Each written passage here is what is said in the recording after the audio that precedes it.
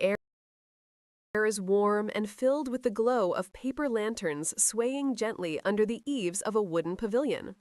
An elder steps forward, their voice soft yet clear, and the gathered family falls silent, ready to listen. Under the shimmer of countless stars, they begin to recount the oldest stories of their people. Tales of how the world was born from chaos, of gods and goddesses who shaped the land, of heroic emperors, clever tricksters, and fearsome beasts. This is the world of Chinese mythology, a rich tapestry of legend and lore that has evolved over thousands of years. In these tales, history and myth intertwine. Ancient culture heroes become gods, and deities walk among mortals. We meet Pangu, the giant who cracked open the primordial egg of chaos, Nuwa, the mother serpent who molded humanity from clay, and sages like the Yellow Emperor who brought order and invention to the world. We hear of archers like Hu Yi shooting down extra suns to save the scorched earth, and of benevolent dragons swirling through the clouds to shower rain upon the fields. Each story, passed down in villages and courts alike, carries the wisdom and values of a civilization. Chinese mythology, in its vastness, is not merely a collection of fantastical stories. It is a reflection of the moral ideals, the historical memory, and the spiritual yearning of the Chinese people. Our journey through Chinese mythology will unfold slowly and calmly, much like an epic told over many nights. We will travel from the creation of the cosmos and the dawn of gods and humans, through the age of legendary rulers and the trials of heroes, into the celestial realms of the Jade Emperor's court and the enchanted isles of the immortals. With each step, we'll pause to absorb the meaning and magic of these myths, their deep symbolism, their cultural echoes, and the gentle lessons they offer. Now, let us begin at the very beginning, in the time of chaos before the heavens and earth had taken shape. Creation of the cosmos. In the beginning, before heaven and earth existed, there was only shapeless chaos, a dark, swirling void. Out of this primordial chaos, an enormous cosmic egg took shape, containing within it the perfectly balanced energies of yin and yang. For 18,000 years, the giant Pangu, the first living being, slumbered inside this cosmic egg. He was often imagined as a horned, shaggy titan, a being as wild and untamed as the chaos itself. When Pangu finally awoke, he stretched his limbs and, finding himself confined, swung a mighty axe to crack the egg open. In that moment, the shell of the egg split apart. All that was light and pure, the bright yang essence, drifted upwards to form the sky and heavens, while all that was heavy and turbid, the dark yin essence, sank downwards to form the earth. Pangu stood between the newly separated sky and earth like a living pillar. Each day he pushed the heavens and the earth further apart, growing taller and taller himself to keep them apart. This labor continued for another 18,000 years, until the sky was high and secure and the earth firm and vast. Only then, utterly exhausted, did Pangu lay down to rest, and as he did, his life came to an end. In death, Pangu's immense body gave rise to the world's features. His breath became the winds and clouds, and his voice became the rolling thunder. His left eye gleamed and became the sun, while his right eye turned into the moon, bringing light into the world.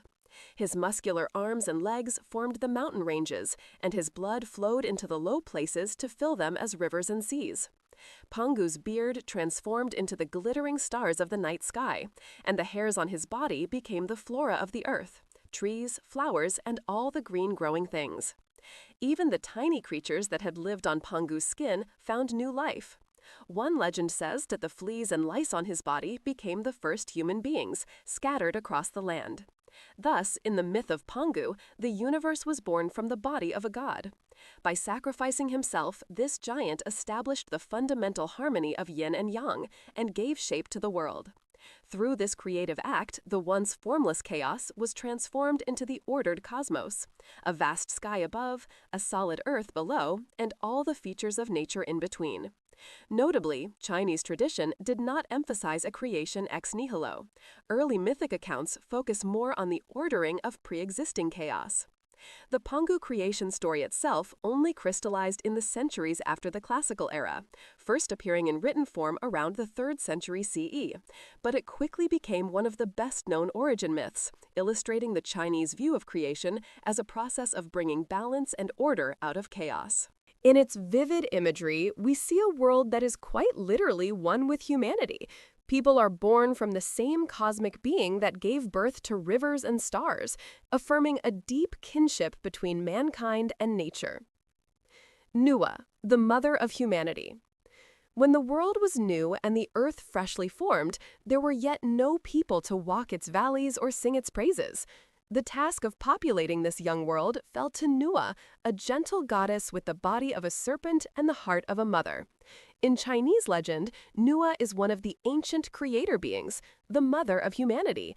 She lived amid the verdant Kunlun Mountains, a sacred range thought to bridge heaven and earth. But despite the beauty around her, Nuwa felt alone. Yearning for companions, she decided to create beings in her own image. Nuwa scooped up yellow clay from the riverbank and began to sculpt figures, small and large. Patiently, she molded arms and legs, eyes and mouths, until she had shaped a being that faintly resembled herself, the first human.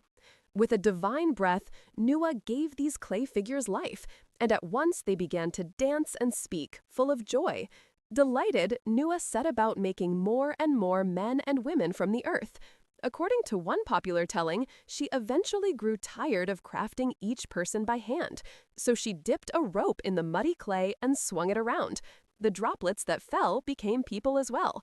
It is said the ones Nuwa formed carefully are the nobles, and those flung from the rope are the common folk.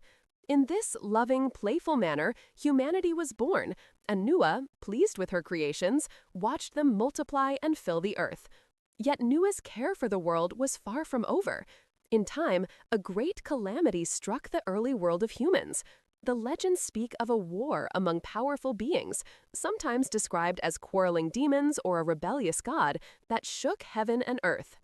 One wrathful deity, the water god Gong Gong, smashed his head against a sacred mountain that upheld the sky in a fit of rage.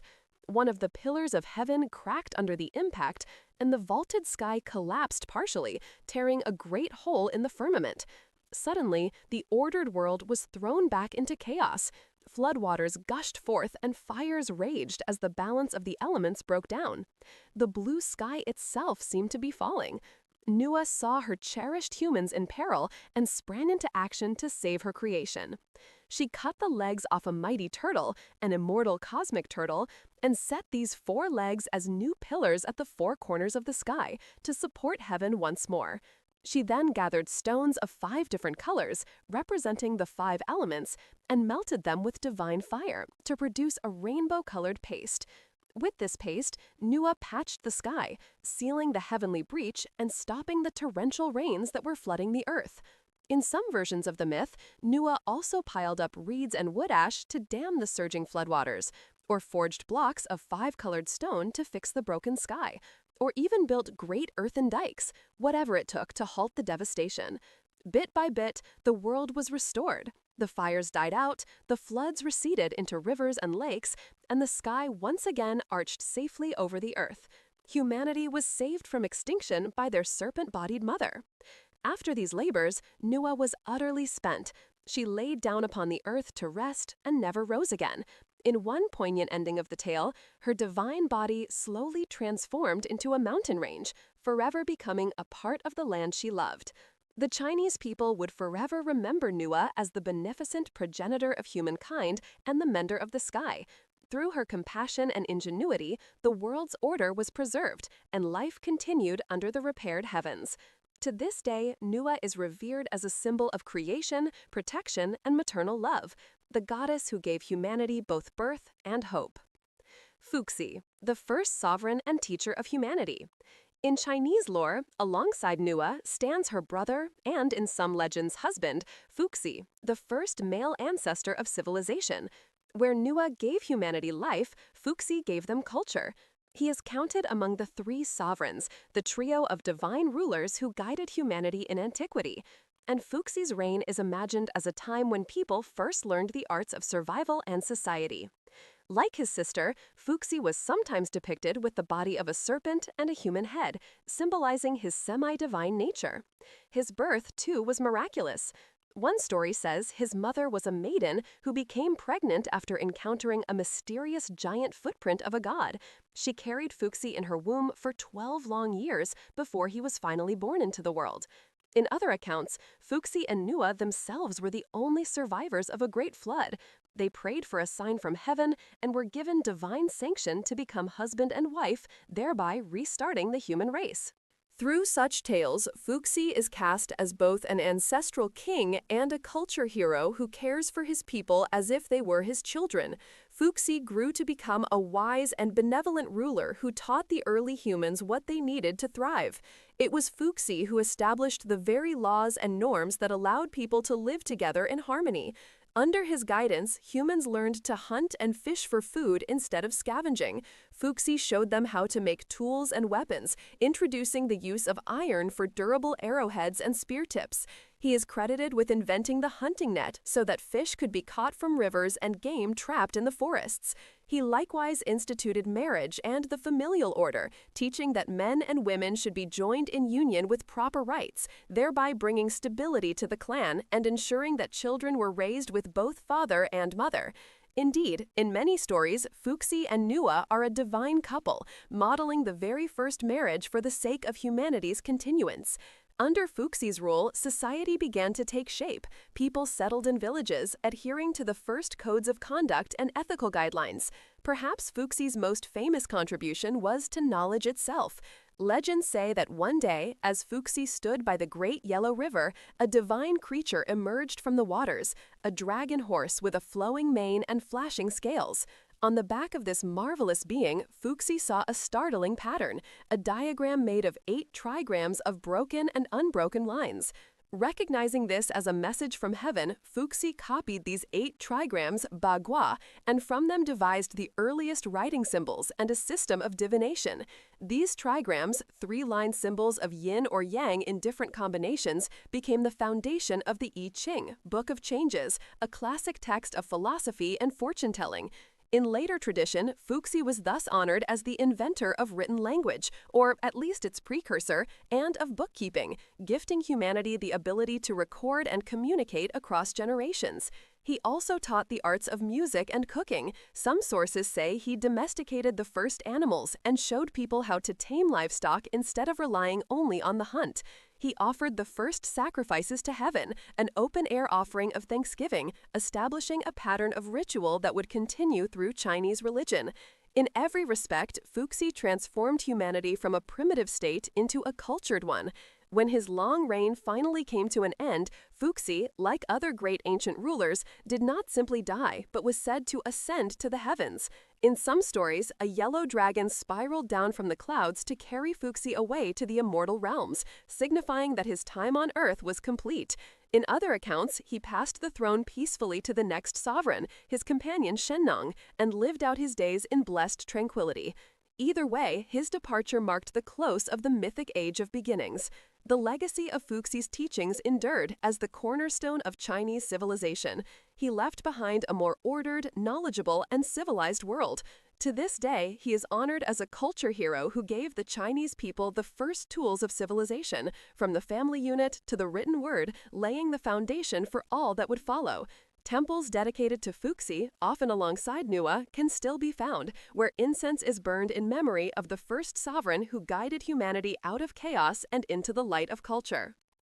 Shennong, the divine farmer and herbalist. The third of the great ancient sovereigns was Shennong, the divine farmer who taught humanity the arts of agriculture and healing. Shennong is often called the Yam Emperor or Red Emperor, associated with the element of fire, and he is said to have been born around the 28th century BCE to a princess and a heavenly dragon. If Fuxi gave humans law and craft, Shennong gave them nourishment and health. Under Shennong's guidance, the early people of China learned to sow seeds, plow fields, and harvest grain for the first time. He invented the plow and the hoe, fashioned from wood and stone, and showed people how to till the earth and turn wild plants into crops. Thanks to Shennong, the hunter-gatherers were transformed into farmers. They could cultivate rice, wheat, and millet, ensuring a steady food supply from the rich soil of river valleys. Shennong's contributions went beyond farming. He is revered as the father of Chinese medicine, a pioneer who first discovered the healing properties of herbs. According to legend, Shennong traveled the land to test the plants that grew in fields and forests. In a time before written prescriptions, he personally tasted hundreds of wild herbs, roots, and fruits to learn their effects. He carried out these experiments diligently, ingesting one plant after another, even when some were poisonous. It's said that Shennong had a transparent stomach, so he could observe the effects of each herb on his body, and thus determine which plants were beneficial and which were deadly. Through many trials, folklore claims he withstood 70 poisons in a single day, Shennong gradually compiled a catalog of 365 medicinal herbs, corresponding to the days of the year. He taught the people which leaves, flowers, and roots could cure illnesses, which could ease pain, and which should be avoided. This knowledge became the basis of traditional Chinese herbal medicine. In Shennong's honor, the earliest pharmacopoeia was named the Shennong Benkaojing, Divine Farmer's Classic of Materia Medica, a text that for millennia remained a cornerstone of herbal lore.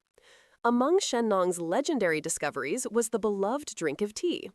One story recounts that as Shennong was boiling water over a fire, for he also taught that water should be boiled to make it safe, some dry leaves from a wild tea bush drifted into his pot. The leaves steeped in the hot water, creating a fragrant golden infusion. Ever the curious herbalist, Shennong drank this new brew and found that it revived him, counteracting a mild poison he had ingested earlier that day.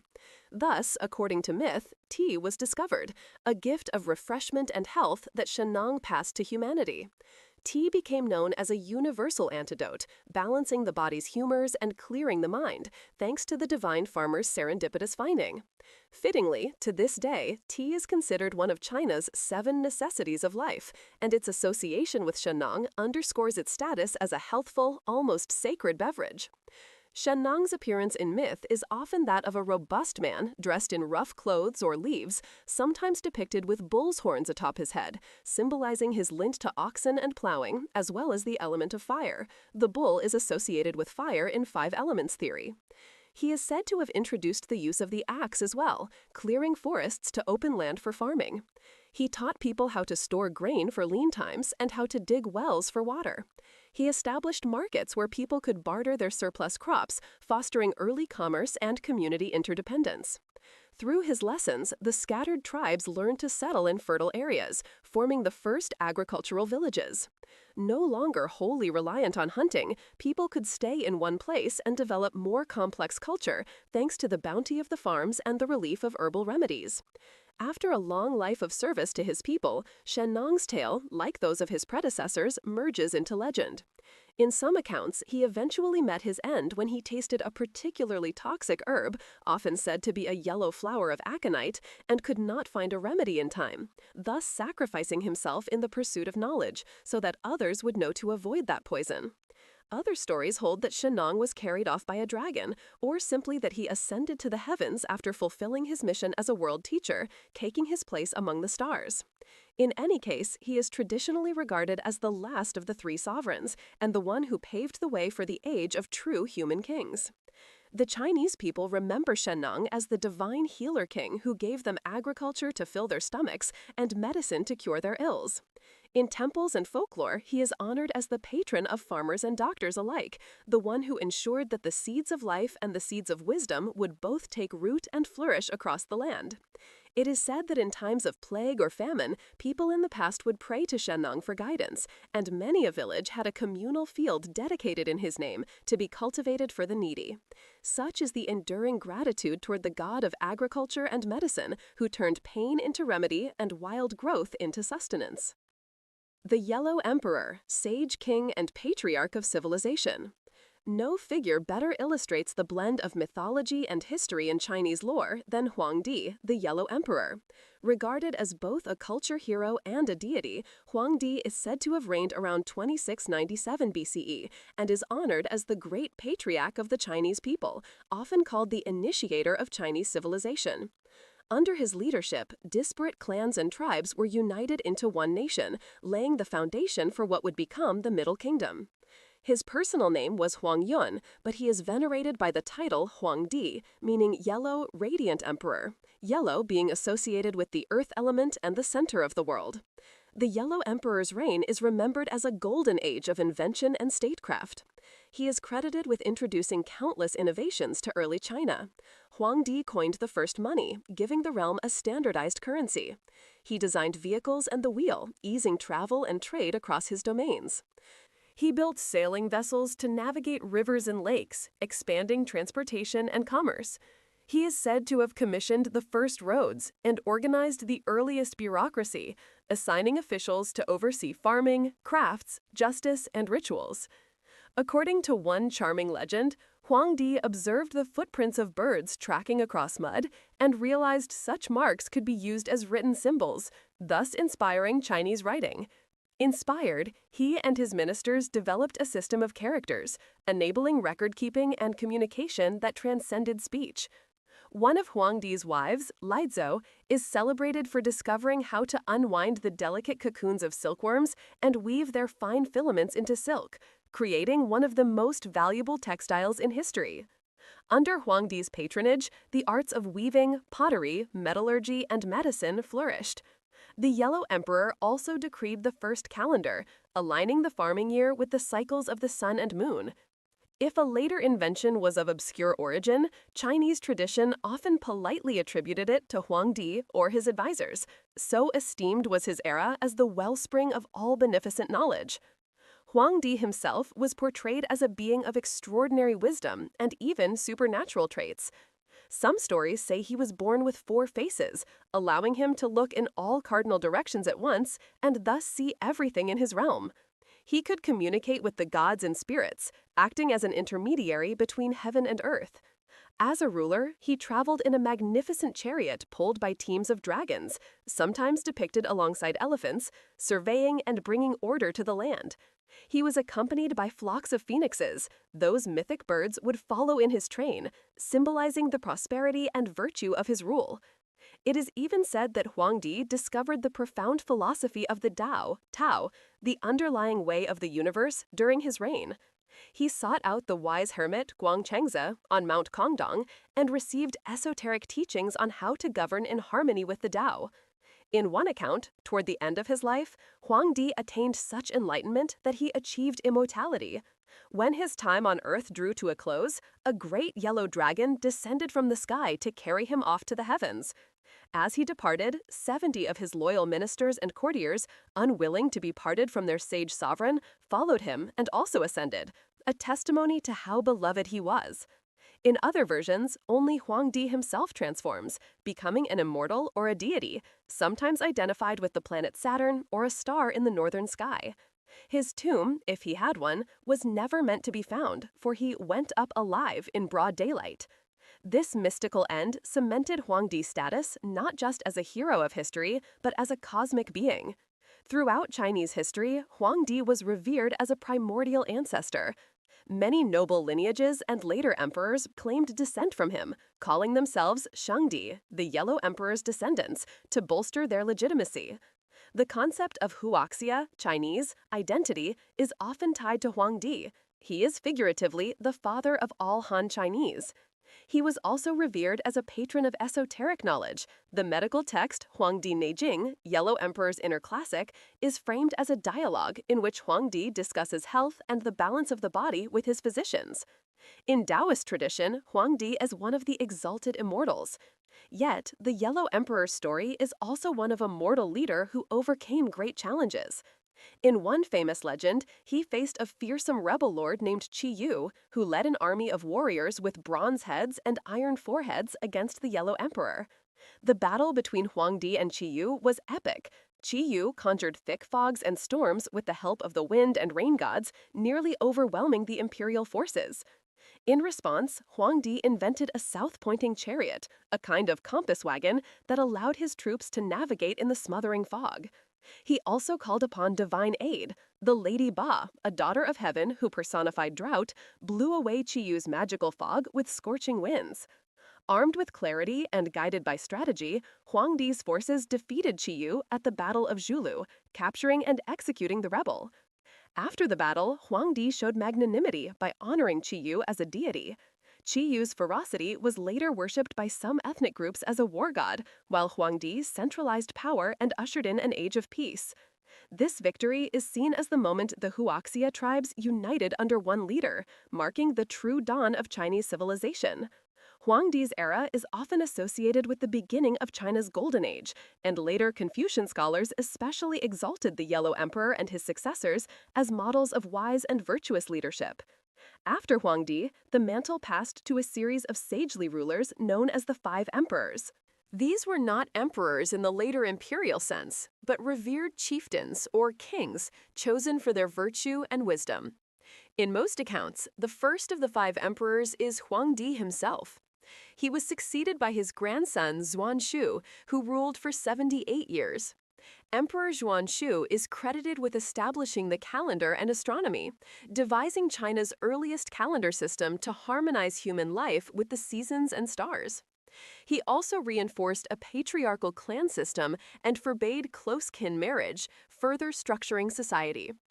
The third emperor was Ku, a great-grandson of Huangdi, remembered for encouraging the arts and music. Myth says he invented musical instruments like the guakin zither and drums, bringing music and ritual into court life. The fourth was Yao, often praised as the wisest and most moral of the five emperors. Emperor Yao's reign is depicted as a utopia. He was so selfless that when it came time to choose a successor, he bypassed his own, flawed son and found the most virtuous man in the land, a commoner named Shun. Shun thus became the fifth and final emperor, known for his filial piety and humble leadership. Shun is said to have worked menial jobs and endured hardship under his cruel relatives, yet he remained kind and dutiful. His exemplary conduct convinced Yao that Shun was worthy to rule. During Shun's reign, great projects, like dredging channels, which Shun delegated to the hero Yu, were undertaken, and the people were content. In Confucian telling, the five emperors represented the pinnacle of benevolent governance, each emperor yielding to the next based on merit rather than bloodline, a model of sage kingship. With Shun, the line of five emperors merges into the narrative of the Xia dynasty, as Shun eventually ceded power to Yu the Great. Thus, the mythic age of pristine virtue transitions into the heroic age of dynastic founders. Nevertheless, the legacy of the Yellow Emperor and the Five Emperors endured as an ideal for later ages. Emperors would pray to Huangdi and Yao and Shun, hoping to emulate their virtue. Even today, Chinese people refer to themselves as descendants of Yan and Huang, the flame Yan Emperor, Shennong, and the yellow Huang Emperor, to signify shared heritage. The Yellow Emperor, in particular, stands at the very dawn of Chinese consciousness, a lawgiver, innovator, warrior, and sage wrapped into one. His memory represents a unity of the Chinese people, a golden standard of wise rule, and the deep intertwining of myth and history that characterizes China's traditional narrative. Heroes of the Great Flood, Gun, Yu, and the Xia dynasty. For all the wise rule of the five emperors, one elemental threat remained ever present in ancient China, the wrath of floodwaters. The Yellow River and the Yangtze, cradles of civilization, could also unleash terrible floods that drowned fields and villages. Legends tell of a particularly calamitous great flood that surged across the land in the time of Emperor Yao and continued under Emperor Shun, threatening to destroy the nascent civilization. In this desperate time, a hero emerged, or rather two generations of heroes, father and son, whose story is one of perseverance, failure, and ultimate triumph over nature's fury. The saga begins with a man named Gun, a great-grandson of the Yellow Emperor, who was tasked by the emperor to stop the relentless flooding. Gun was determined and resourceful. To build mighty dikes and dams, he went so far to steal a sacred item from the celestial heavens, a clump of magic soil known as sirang, self-expanding earth, which could grow on its own and block the waters. For 9 years, Gun labored, piling up earthen embankments along the raging rivers. Yet, despite his efforts, the floods only grew more fierce. The water overtopped and burst through the dikes, inundating the plains and causing even greater destruction. Gun's gamble had failed, and worse, his theft of heaven's soil had angered the supreme deity, the celestial emperor. As punishment, the fiery god Zhurong, heaven's executioner, was sent down to slay Gun for his transgression. Gun met a tragic end, but even in death, his story was not over. According to the myth, Gun's lifeless body did not decay. After 3 years, something miraculous happened. His corpse split open and a great dragon emerged from within, soaring up to the sky. This dragon took the form of Gun's son, Yu, who would later earn the epithet Yu, Yu the Great. Born or reborn from his father's remains, Yu accepted the mission that had cost Gun his life. Emperor Shun entrusted Yu with the colossal task of taming the flood that still ravaged the land. Yu was wise enough to learn from his father's mistakes. Instead of trying to dam up and contain the enormous flood outright, Yu pursued a different strategy, channeling and guiding the waters to safely flow away. Aided by a mystical dragon named Yinglong, said to be the oldest of dragons and a rain deity, Yu traveled across the length and breadth of China, devising a vast system of canals, irrigation ditches, and outlet channels. He oversaw the dredging of riverbeds and the cutting of new waterways, giving the surging floodwaters pathways to escape to the sea. In places, he built levees and retention basins. In others, he broke through mountains, with the help of Yinglong and other spirits, to open passages for trapped waters. Bit by bit, the great floodwaters receded, finding their way to the Eastern Ocean. Yu's dedication to his mission was legendary. It is said that for 13 years he toiled ceaselessly, drenched by rain and mud, personally inspecting channels and directing workers to dig deeper or wider where needed. During this entire period, Yu passed by his own home multiple times, but never once went in to visit his family. On one occasion, as Yu was carving out a canal near his village, he heard that his wife had given birth to their son. Yet even hearing the infant's cries, Yu did not allow himself to stop and celebrate. He simply wept with longing outside his door and continued working, determined to finish his divine task. Such was his selfless commitment to saving the people that he put the welfare of the realm above his personal life. Over time, Yu's exertions even transformed his body. Some tales say his feet became thick and splayed like a tortoise's from standing in water, and his hands became gnarled and calloused like tree bark from digging in mud. At last, Yu's Herculean efforts were crowned with success. The floodwaters drained away, rivers flowed calmly within their banks, and fertile plains emerged once more for farming. The people, who had suffered so long, rejoiced and hailed Yu as their savior. Emperor Shun, impressed by Yu's virtue and effectiveness, named him High Minister and eventually abdicated the throne in favor of Yu. Thus, Yu the Great became the new emperor, in fact, the first ruler of China's legendary Xia dynasty, traditionally dated 2070 to 1600 BCE. With Yu's ascension, the era of the 5 emperors gave way to the era of dynasties. Under Emperor Yu's governance, irrigation canals and dikes were maintained, new farmlands were reclaimed, and China was said to enjoy prosperity and order, safe from the once devastating floods. The story of the Great Flood and Yu's triumph was cherished for millennia as a foundational legend of the Chinese state. It illustrated that through perseverance, humility, and working with nature's forces rather than against them, even the greatest disaster could be overcome. Yu the Great's name became synonymous with resilience and devotion. Later generations looked back on the Xia dynasty, even as modern archaeology debates the historicity of Xia, as the beginning of China's dynastic history, when kingship first passed from father to son. In the tale's grand finale, Yu is sometimes likened to a dragon himself, linking heaven and earth. Just as he was born from a dragon's body, he ruled with sagely wisdom and, in some versions, ascended to heaven on the back of a dragon at the end of his days, completing the cycle of divine favor. Whether or not the man Yu was real, the ideal of Yu, the selfless leader who tames floods and creates order, has been very real in the hearts of the Chinese people. His legacy is literally engraved in the landscape. Ancient dikes and canals are still attributed to Yu in local lore, and figuratively enshrined in the cultural memory as the dragon-quelling hero who made the world safe for civilization. The story of the Great Flood and Yu's triumph was cherished for millennia as a foundational legend of the Chinese state. It illustrated that through perseverance, humility, and working with nature's forces rather than against them, even the greatest disaster could be overcome. Yu the Great's name became synonymous with resilience and devotion. Later generations looked back on the Xia dynasty, even as modern archaeology debates the historicity of Xia, as the beginning of China's dynastic history, when kingship first passed from father to son. In the tale's grand finale, Yu is sometimes likened to a dragon himself, linking heaven and earth.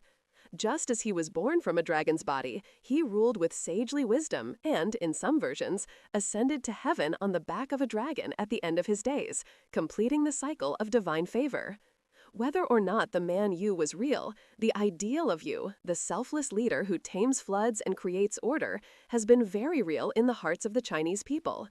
His legacy is literally engraved in the landscape. Ancient dikes and canals are still attributed to Yu in local lore, and figuratively enshrined in the cultural memory as the dragon-quelling hero who made the world safe for civilization. The Heavenly Court, the Jade Emperor, and the Celestial Bureaucracy. High above the earth, beyond the mortal realms, Chinese mythology envisions a magnificent celestial empire mirroring the bureaucracy of the human world. At its pinnacle sits the Jade Emperor, Yu Huang Dadi, or Yu Di, the august ruler of heaven and all the gods. In the popular imagination, the Jade Emperor is a kindly yet authoritative figure, a heavenly monarch seated on a resplendent throne, robed in imperial dragon-embroidered silk and wearing a beaded crown. He holds a ceremonial tablet of precious jade as he surveys the affairs of the cosmos. The Jade Emperor's court is a vast, bustling administration of deities great and small, organized much like an imperial government. Just as an earthly emperor has ministers and officials for every task, so too does the Jade Emperor presides over a hierarchy of heavenly officials, from the mighty dragon kings who govern the seas, to the city gods who watch over towns, down to the humble kitchen god assigned to each household to record that family's deeds. In this celestial bureaucracy, every deity has a title and portfolio, every spirit a rank and duty. The Jade Emperor is said to receive reports on all happenings in the three domains, heaven, earth, and the underworld, and to issue edicts ensuring balance between them. Though whether or not the man Yu was real, the ideal of Yu, the selfless leader who tames floods and creates order, has been very real in the hearts of the Chinese people. His legacy is literally engraved in the landscape. Ancient dikes and canals are still attributed to Yu in local lore, and figuratively enshrined in the cultural memory as the dragon-quelling hero who made the world safe for civilization. The idea of a supreme ruler in heaven has deep roots in Chinese thought. During the ancient Shang dynasty, the people worshipped Shangdi, the Lord on high, as an impersonal supreme deity, and by the Zhou dynasty, this concept evolved into Tian, heaven, an abstract, moral heaven that watched over the human realm. Over time, especially with the influence of Taoism and popular religion, this abstract heaven was personified into the figure of the Jade Emperor, making the divine order more relatable by casting it in the familiar shape of an imperial court. By the Song dynasty, 960 to 1279 CE, the worship of the Jade Emperor was officially endorsed by the state. Song emperors conferred upon him titles like Yu Huang Shangdi, Jade August High Sovereign, and even Hao Tian, Lord of the Vast Sky, to elevate his status in the pantheon. In official Taoist theology, the Jade Emperor is sometimes considered a lower emanation of the ineffable Tao itself, a kind of executive administrator of the cosmos, with the three pure ones, San Qing, above him. But in folk belief, he is very much a patriarchal king who listens to prayers, dispenses rewards to the good, and punishes the wicked, assisted by his myriad officials. Life in the heavenly palace under the Jade Emperor mirrors a well-run Chinese empire. There are ministries of weather, wealth, justice, and so on. Each local earth god sends annual reports up the chain of command. The god of walls and moats protects each city on the Jade Emperor's behalf, And the kitchen god of each home reports that family's behavior to heaven every new year. Hence, families offer him sweet candy before he ascends to sweeten his report. Even the underworld is organized, with the 10 magistrates of hell keeping records of souls and their punishments, ultimately answerable to the Jade Emperor's judgment. This bureaucratic logic is a striking part of Chinese religious life. For peasants who could not read in ancient times, the bureaucratic nature of the gods was evident in temple iconography. Deities were dressed as government officials. Temples were laid out like courtrooms, complete with red doors and formal throne rooms where supplicants approach with proper decorum. People wrote petitions, prayers, on paper and burned them, believing the documents would travel to heaven for the Jade Emperor's perusal, just like memorials submitted to an earthly throne.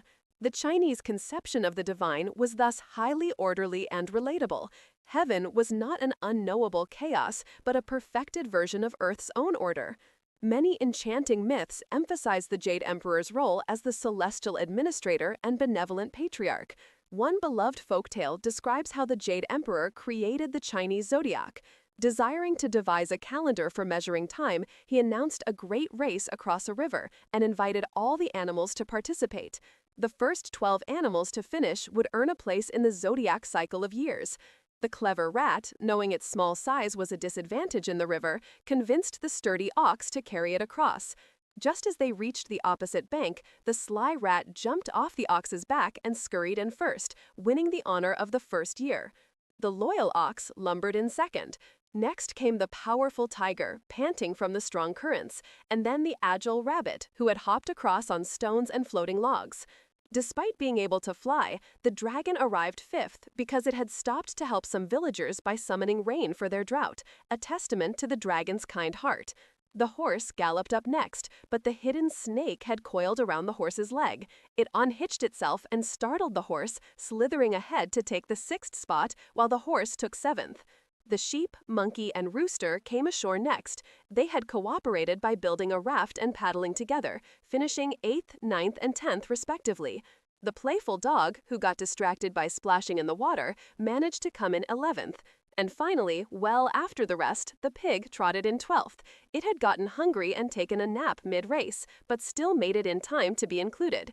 The Jade Emperor laughed and praised each animal for its qualities, and thus the 12-year cycle was born. Every year would be ruled by one animal in the order of the race. This whimsical story highlights the Jade Emperor's fairness and sense of humor. It also subtly imparts moral lessons, e.g. the virtue of cooperation shown by the rooster, monkey, and goat, under the Jade Emperor's just decree. To this day, people tell this tale and celebrate the turning of the years with the animals as a cherished cultural tradition, all thanks to the Jade Emperor's idea. Though the Jade Emperor is supremely powerful, he is not depicted as an aloof tyrant. He has a family and ministers, and a compassionate side.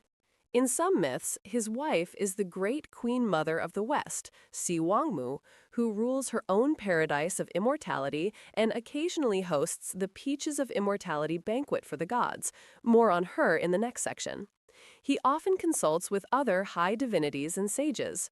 Notably, in the famous tale, Havoc in Heaven, when Sun Wukong, the Monkey King, rebelled and proclaimed himself equal to heaven, it was not the Jade Emperor alone who dealt with it. He ultimately had to call on Buddha for help. This shows a humility in the mythology. The Jade Emperor, despite being the highest of popular gods, still works within a larger cosmic framework that includes Buddha and Taoist immortals. In Chinese temples dedicated to the Jade Emperor, often on the 9th day of the first lunar month, his supposed birthday, worshippers do not fear him as a distant tyrant, but approach him as a just and caring ruler. They report injustices to him in prayer, much as one might submit a case to a wise magistrate, and they trust that the Jade Emperor will dispatch the right celestial aid or correct cosmic balance in response. To farmers, he was the one who could send timely rains via the Dragon Kings if pleased. To families, he was the one whose decree could protect them from plagues or whose calendar made sense of their year. In essence, the Jade Emperor embodies the Chinese belief in a cosmic hierarchy and moral order. He ensures that every level of existence, from the broad heavens to the narrow kitchen stove, is tended by a responsible spirit. Through this grand heavenly court, the Chinese found comfort that their universe was not chaotic. It was managed by a wise ruler and his celestial administrators, reflecting the ideal that if heaven is orderly and just, so too should earth be. The Jade Emperor stands as the ultimate symbol of heaven's benevolence and authority, a divine sovereign who, much like a good earthly emperor, cares for the welfare of all under the sky. The Queen Mother of the West, keeper of the peaches of immortality. Far to the west, beyond the mortal lands, lies the enchanted paradise of Kunlun, a sacred mountain realm often described as the western axis of the world. Ruling over this celestial domain is one of the most powerful and ancient goddesses in Chinese mythology, Shi Wangmu, the Queen Mother of the West. Shi Wangmu is revered as the great matriarch of the immortals, a deity who governs life and death, yin and yang, and the mystical arts from her jade palace atop Kunlun Mountain. In early legends, such as oracle bone inscriptions and the classic of mountains and seas, she appears as a wild, powerful being, sometimes depicted with the fangs of a tiger and the tail of a leopard, commanding legions of spirits and dispensing divine retribution. Back then, she was seen as a fearsome goddess of plague and justice. But over the centuries, especially by the Han Dynasty, Shi Wangmu transformed into a benevolent monarch of the West, an embodiment of ultimate yin, female power, and compassion. By the time of the Tang Dynasty and beyond, she was venerated primarily as the goddess of immortality, a kindly queen who grants longevity and salvation to worthy heroes and deities. The Queen Mother's peach orchard is her most famous domain. Within her gardens grow the fabled peaches of immortality, pantao, fruit that bestow eternal life, or at least an additional eon of life, upon those who eat them. These are no ordinary peaches. They are said to take thousands of years to ripen, imbued with the essences of the sun, moon, and stars. Only when the time is right, some say every 3,000 years, others 6,000 or 9,000 depending on the variety, does Shi Wangmu host the Grand Peach Banquet, Pantaohui. She invites all the august deities and immortals to her crystal pavilion to partake in the ripe peaches and rejuvenate their immortality. The peaches themselves are described as pink orbs the size of small melons, exuding an otherworldly fragrance. Just one bite can confer years of youthful vigor. A whole peach can grant immortality or unaging longevity to gods, demigods, and even a mortal if one were somehow invited. Shi Wangmu often is shown wearing a headdress adorned with peach motifs, and sometimes holding a plate of peaches or a peach-shaped scepter, underscoring her role as the keeper of immortality. In her honorific titles, she is sometimes called Golden Mother of the Shining Lake or Queen Mother of the Nine Heavens, reflecting her cosmic importance and motherly status to the divine. Mortals, too, have long sought Shi Wangmu's favor. Throughout history, there are tales of emperors and heroes attempting to visit her fairy court on Kunlun to ask for wisdom or a boon of longevity. The Zhao dynasty, 10th century BCE, allegedly journeyed with 8 horses to the far west and met the Queen Mother. According to legend, Shi Wangmu entertained King Mu with a banquet of delicacies and music in her jade palace and taught him a bit of the arts of good governance. King Mu hoped to bring her back to his capital, but she declined. In some versions, he left Kunlun after a short sojourn, only to find that many years had passed in the outside world, a common trope indicating the divine realm's different flow of time. Another story from the Han era claims that Emperor Wu of Han, 2nd century BCE, dreamt of Shi Wangmu and then had a nocturnal encounter with her in his palace, during which she presented him with peaches and discussed the secrets of heaven. Whether or not the emperor truly believed this, he certainly promoted the cult of Shi Wangmu, building temples and offering sacrifices to her in hopes of longevity and prosperity for his empire. The common people told stories too. One famous love legend, related to the Qixi festival, involves Jinu, the weaver girl, a daughter of Shi Wangmu in some versions, who is allowed to marry a mortal cowherd but later must be separated from him by the Queen Mother's decree, resulting in the annual reunion of the star-crossed lovers as stars, a story often conflated with or supervised by Shi Wangmu as the celestial matriarch. Shi Wangmu's peaches of immortality play a central role in one of the liveliest episodes of Journey to the West. As mentioned earlier, the Monkey King, Sun Wukong, while serving as a stable boy in heaven, sneaked into Shi Wangmu's heavenly orchard.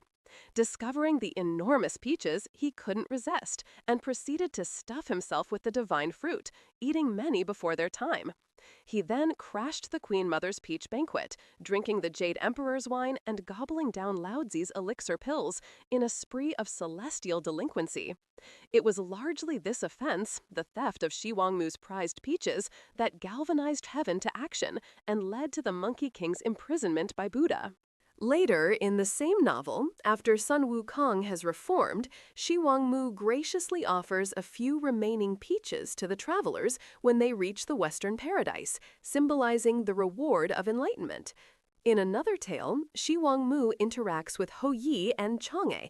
After Hou Yi shot down the 9 excess sons, Shi Wangmu gave him a potion of immortality as a reward, which ultimately was taken by his wife Chang'e, leading to Chang'e's ascent to the moon, as we shall see in the next section about the moon goddess. Thus, Shi Wangmu's gifts directly and indirectly spark several key myths of immortality. In Taoist tradition, the Queen Mother of the West is regarded as the patroness of spiritual cultivators, especially female Taoists.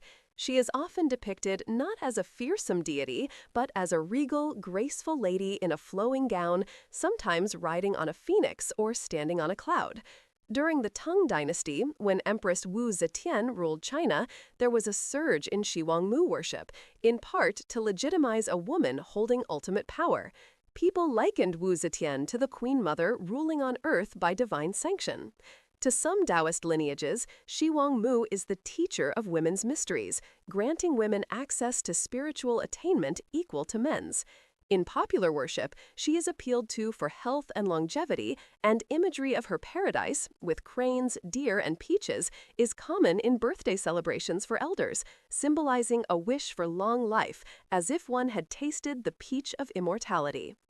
The duality of Shi Wangmu's character, once a wild dispenser of divine wrath, now a beneficent guardian of life, reflects the Chinese understanding of the balance of yin and yang and the transformation that compassion brings.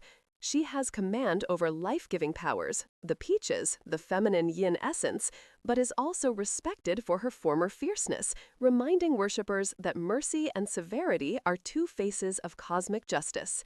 Under her watch, the Western Paradise is a place of healing and renewal for worthy souls. In many Chinese paintings, the Queen Mother is shown greeting heroes or immortals with a cup of jade wine or a peach, signifying that they have achieved a form of enlightenment or divine favor. Through it all, Shi Wangmu stands as an awe-inspiring figure, the matriarch of immortality, keeper of secrets that even the Jade Emperor respects. In the words of one medieval poet, "When the peaches bloom and are plucked by the Queen Mother, the fragrance reaches 10,000 li, and those who smell it know the world is at peace." In Chinese mythology, peace and immortality alike are often symbolized by her peaches and her presence. In a world so full of turmoil, the idea of a compassionate celestial queen who nurtures the garden of eternity offers comfort and hope. And so, each time the story is told of how the Queen Mother of the West invited mortals or deities to taste her peaches, listeners are reminded of the eternal human wish to conquer time and live in harmony under heaven, a gift that only the utmost grace, embodied by Shi Wangmu, might bestow. Dragons, benevolent emblems of power and fortune. Of all mythical creatures in Chinese lore, none is more revered than the dragon, Long. Unlike the fire-breathing, dangerous dragons of Western fairy tales, the Chinese dragon is a benevolent and majestic creature associated with heavenly beneficence, rain, and fertility. In Chinese art and literature, dragons are portrayed as wise and compassionate beings that bring blessings, the timely rains for abundant harvests, the protection of waters for sailors. Ancient Chinese farmers would perform dragon dances and prayer rituals during droughts, believing these noble beasts could intercede to deliver life-giving showers from the heavens. A proverb states, "When the dragon shows itself, the rivers will rise," reflecting the dragon's role as rainbringer. The Chinese dragon, far from a monster to be slain, is a symbol of vitality, strength, and good fortune. Physically, a Chinese dragon's appearance is an imaginative amalgam of many creatures, giving it dominion over all beasts. It has the sinuous body of a serpent covered in fish-like scales that shimmer in every color. It sports the antlers of a deer, the claws of an eagle, and the whiskered snout of a catfish, with a leonine or camel-like head crowned by a protruding horn. Its eyes are sometimes said to be like those of a rabbit or demon, imparting an intense gaze. Notably, most Chinese dragons have no wings, yet they fly amid the clouds by supernatural power, riding the wind and vapor. Often, a dragon is depicted clutching or chasing a flaming pearl among the clouds, a symbol of thunder or of the moon's essence. Far from evil, these composite features make the dragon the king of all animals, combining the best of every creature. The dragon was considered so superior that Chinese emperors adopted the dragon as their personal emblem. They sat on the dragon throne, wore robes embroidered with 9 dragons, and used the image of the dragon to represent their imperial authority and divine right to rule. To this day, the dragon remains a symbol of China itself. Chinese people sometimes poetically refer to themselves as descendants of the dragon, embracing the creature as a proud emblem of national identity, prowess, and auspiciousness. Chinese lore is rich in different kinds of dragons, each with its own role in the natural order. Ancient cosmogonists defined 4 primary dragon kings: the celestial dragon, Tianlong, who guards the dwellings of the gods in the sky; the earth dragon, Dilong, who controls the rivers and waters on the earth; the spiritual dragon, Shenlong, who governs the wind and rain; and the treasure-guarding dragon, Fukonglong, who watches over buried wealth and precious minerals. In popular belief, only the rain-bringing and earth dragons were widely significant. These were eventually venerated as the Dragon Kings, gods who lived in crystal palaces under the 4 seas, delivered rain, and protected those at sea. Over the centuries, dragon lore expanded to mention 9 types of dragons in total. For example, the Tianlong, heavenly dragon, is said to pull the chariots of the gods and guard celestial mansions. The Shenlong, spiritual dragon, soars in the sky, controlling the weather. Farmers historically offered sacrifices to appease Shenlong for timely rains.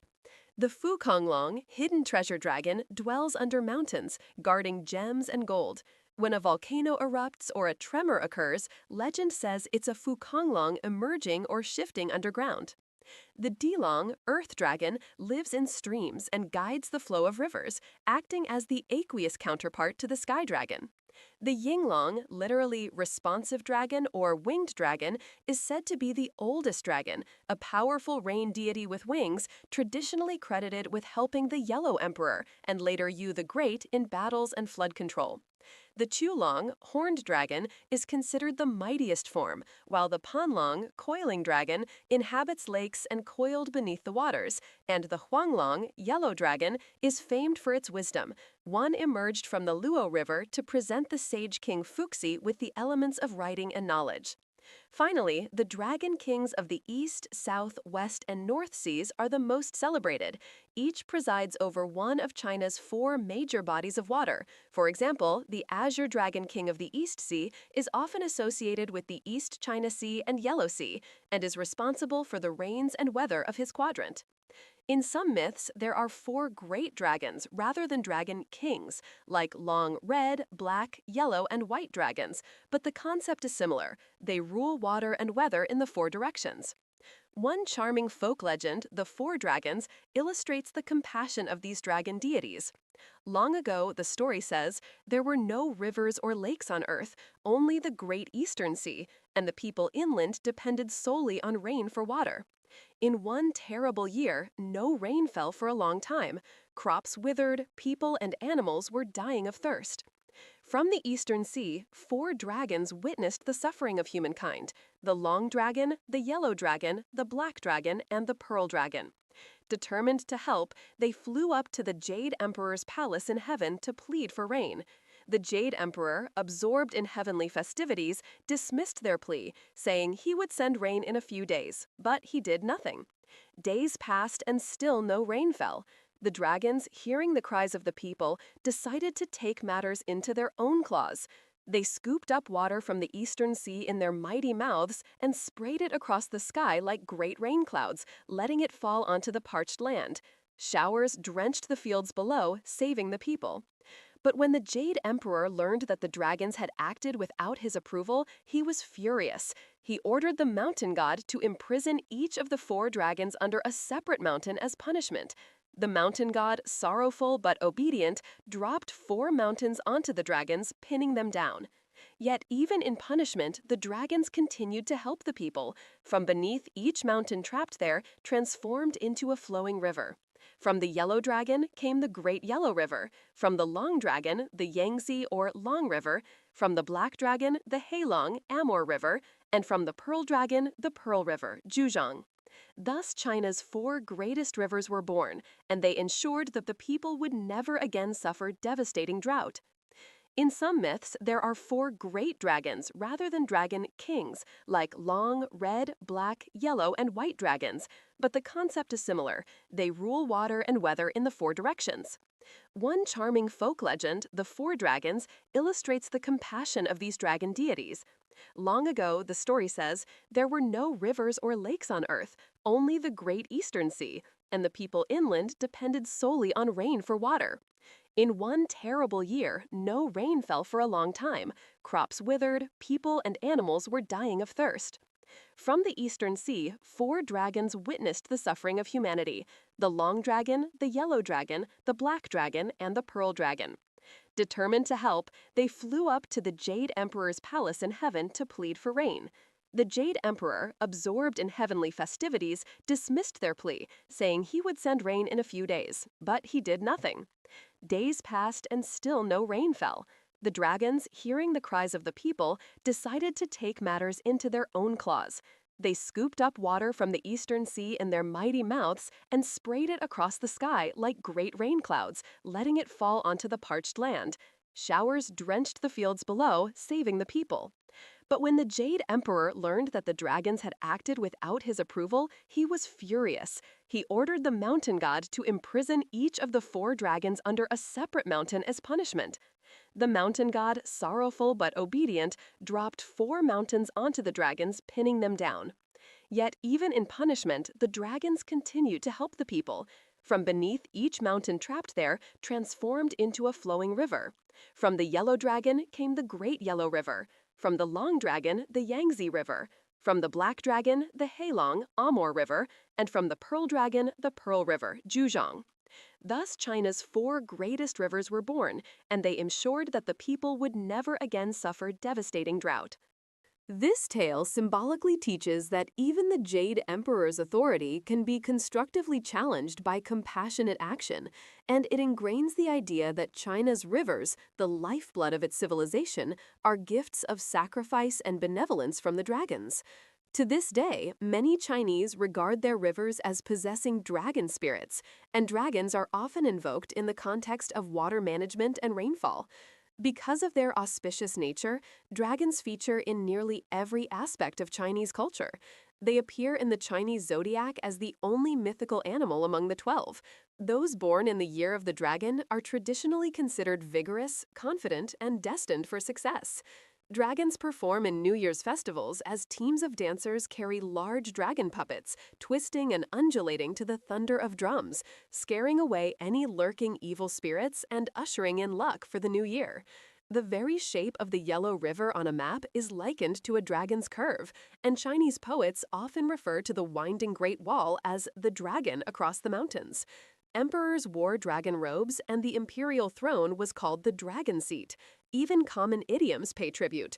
Someone with exceptional talent might be praised as hoping your child becomes a dragon, wangzi chenglong, meaning one wishes one's offspring to achieve greatness. The reverence for dragons is such that the Chinese character for dragon, long, has come to symbolize good fortune and authority itself. In modern China, images of dragons still adorn architecture, furniture, clothing, and artwork as a proud cultural emblem. In summary, the Chinese dragon is the benevolent guardian of the people, powerful yet merciful, fierce in appearance yet kindly in action. It is a creature of water and sky, bridging the realms just as Chinese myth bridges heaven and earth. Legends of dragons emphasize virtue. The generous dragon brings rain to parched fields. The just dragon kings punish only the wicked, like floods seen as heaven's response to moral decay. And the wise dragons even yield to higher principles when necessary, as when they sacrifice their freedom to create rivers for mankind. Through the dragon, Chinese mythology conveys an image of nature and power in harmony with humanity. It is little wonder that to this day, the dragon remains the most beloved of all mythical animals in China, a symbol not of chaos, but of prosperity, wisdom, and auspicious might. Other sacred creatures, phoenixes, qilins, and more.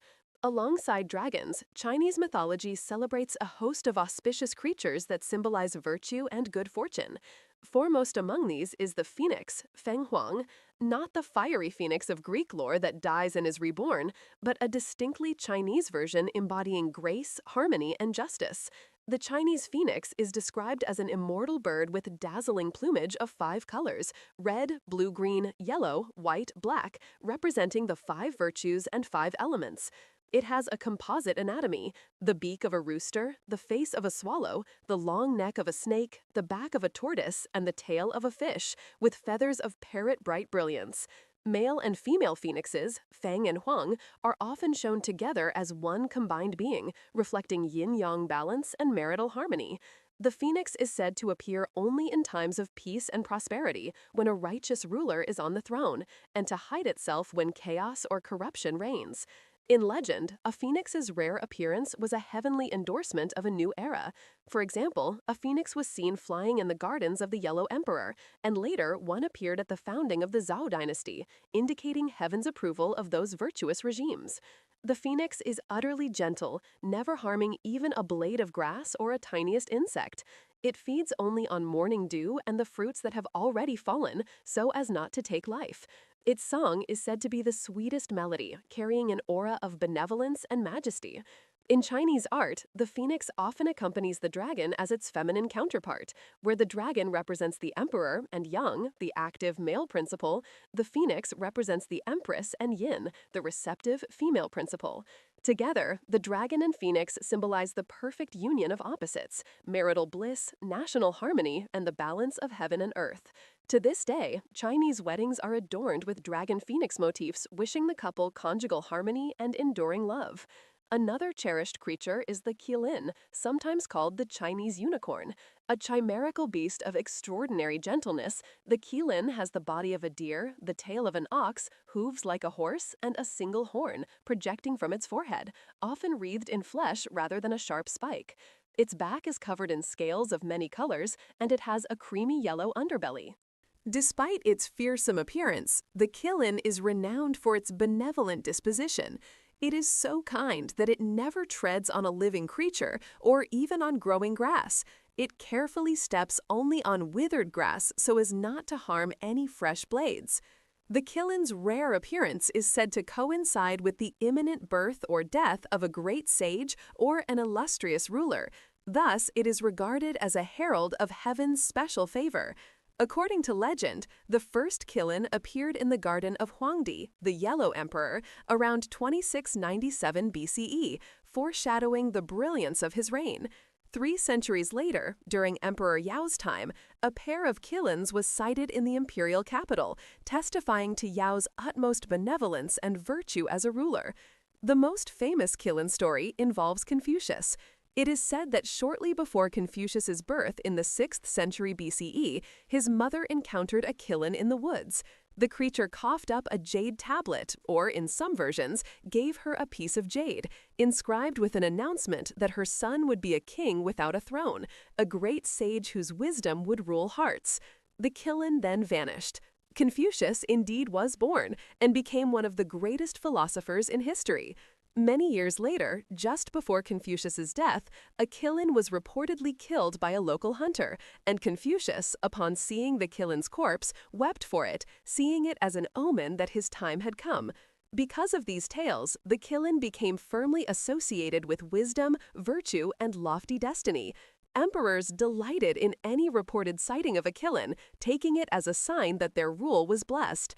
The name Qilin itself is a combination of qi, male, and lin, female, suggesting a creature embodying both yin and yang in harmony. Artistic depictions often show the Qilin surrounded by flames or clouds, marking its sacred nature, and with a serene expression. In Ming and Qing dynasty architecture, stone Qilin statues were placed at palace gates or tombs to ward off evil, as it was believed such a pure creature would repel corruption. The Qilin symbolizes benevolence, longevity, and wise administration, all things that flourish when sage rulers or great teachers are present. Chinese lore includes other sacred animals as well. The tortoise, or turtle, is one of the 4 spiritual creatures, with the dragon, phoenix, and Qilin, and represents the north and winter, symbolizing endurance and longevity. In myth, the giant tortoise owl was said to support the heavens. Nuwa cut its legs off to use as sky pillars. Tortoises were revered for their long lifespan and steadiness. Even today, stone tortoises bearing tablets can be found in temple yards, embodying stability of knowledge and memory. The white tiger is the symbol of the west and autumn among the 4 directional beasts, representing fierce strength and military prowess. It was said to appear when the emperor upheld supreme virtue and the realm was at peace. Generals often prayed to the white tiger for courage, and its image decorated shields and weapons. The crane, often depicted alongside pine trees and wise men, is a symbol of longevity and immortality. Taoist immortals like Lu Dongbin and He Xianggu are sometimes shown riding on cranes to heaven, and a common blessing in art is a pair of cranes for a harmonious marriage that lasts.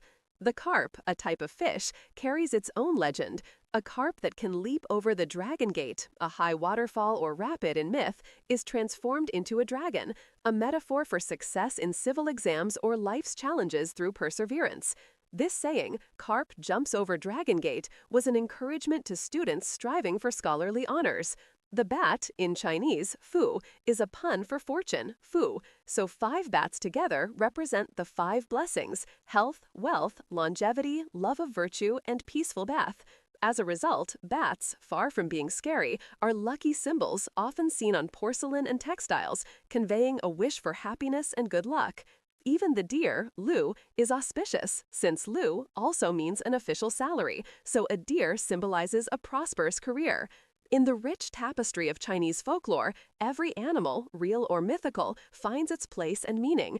These creatures form a kind of symbolic language, imparting cultural values and blessings.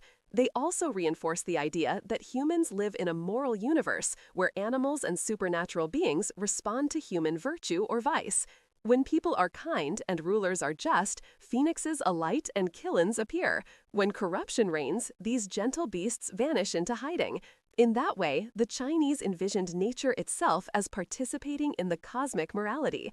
Every time a child learns about the Qilin's visit to Confucius's mother or the phoenix singing at an emperor's coronation, they are imbibing a lesson: strive to be good, and heaven and earth will smile upon you. Thus, from dragons and phoenixes to turtles and bats, Chinese mythology's sacred creatures collectively encourage a life of harmony, virtue, and hope for blessings, a world where humanity, nature, and the divine all work in concert for the good. Mortal heroes, immortals, and the path to apotheosis. Chinese mythology is not populated by gods alone. Many remarkable mortals have ascended to divine status, blurring the line between history and myth. Through exceptional virtue, spiritual cultivation, or heroic sacrifice, these human figures became immortals or were deified as gods after death, joining the ranks of heaven's court. Their stories provided inspiring models of behavior and offered the comforting notion that mortal effort could earn eternal reward. One of the most beloved of such figures is Guanyin, the goddess of mercy. Guanyin's origins lie in Buddhism as the Bodhisattva Avalokiteshvara, but in Chinese lore she transformed into a compassionate goddess who hears the cries of the world. Legends say Guanyin was once a human princess named Miao Shan. Renouncing her royal life to pursue enlightenment, she was tested by suffering.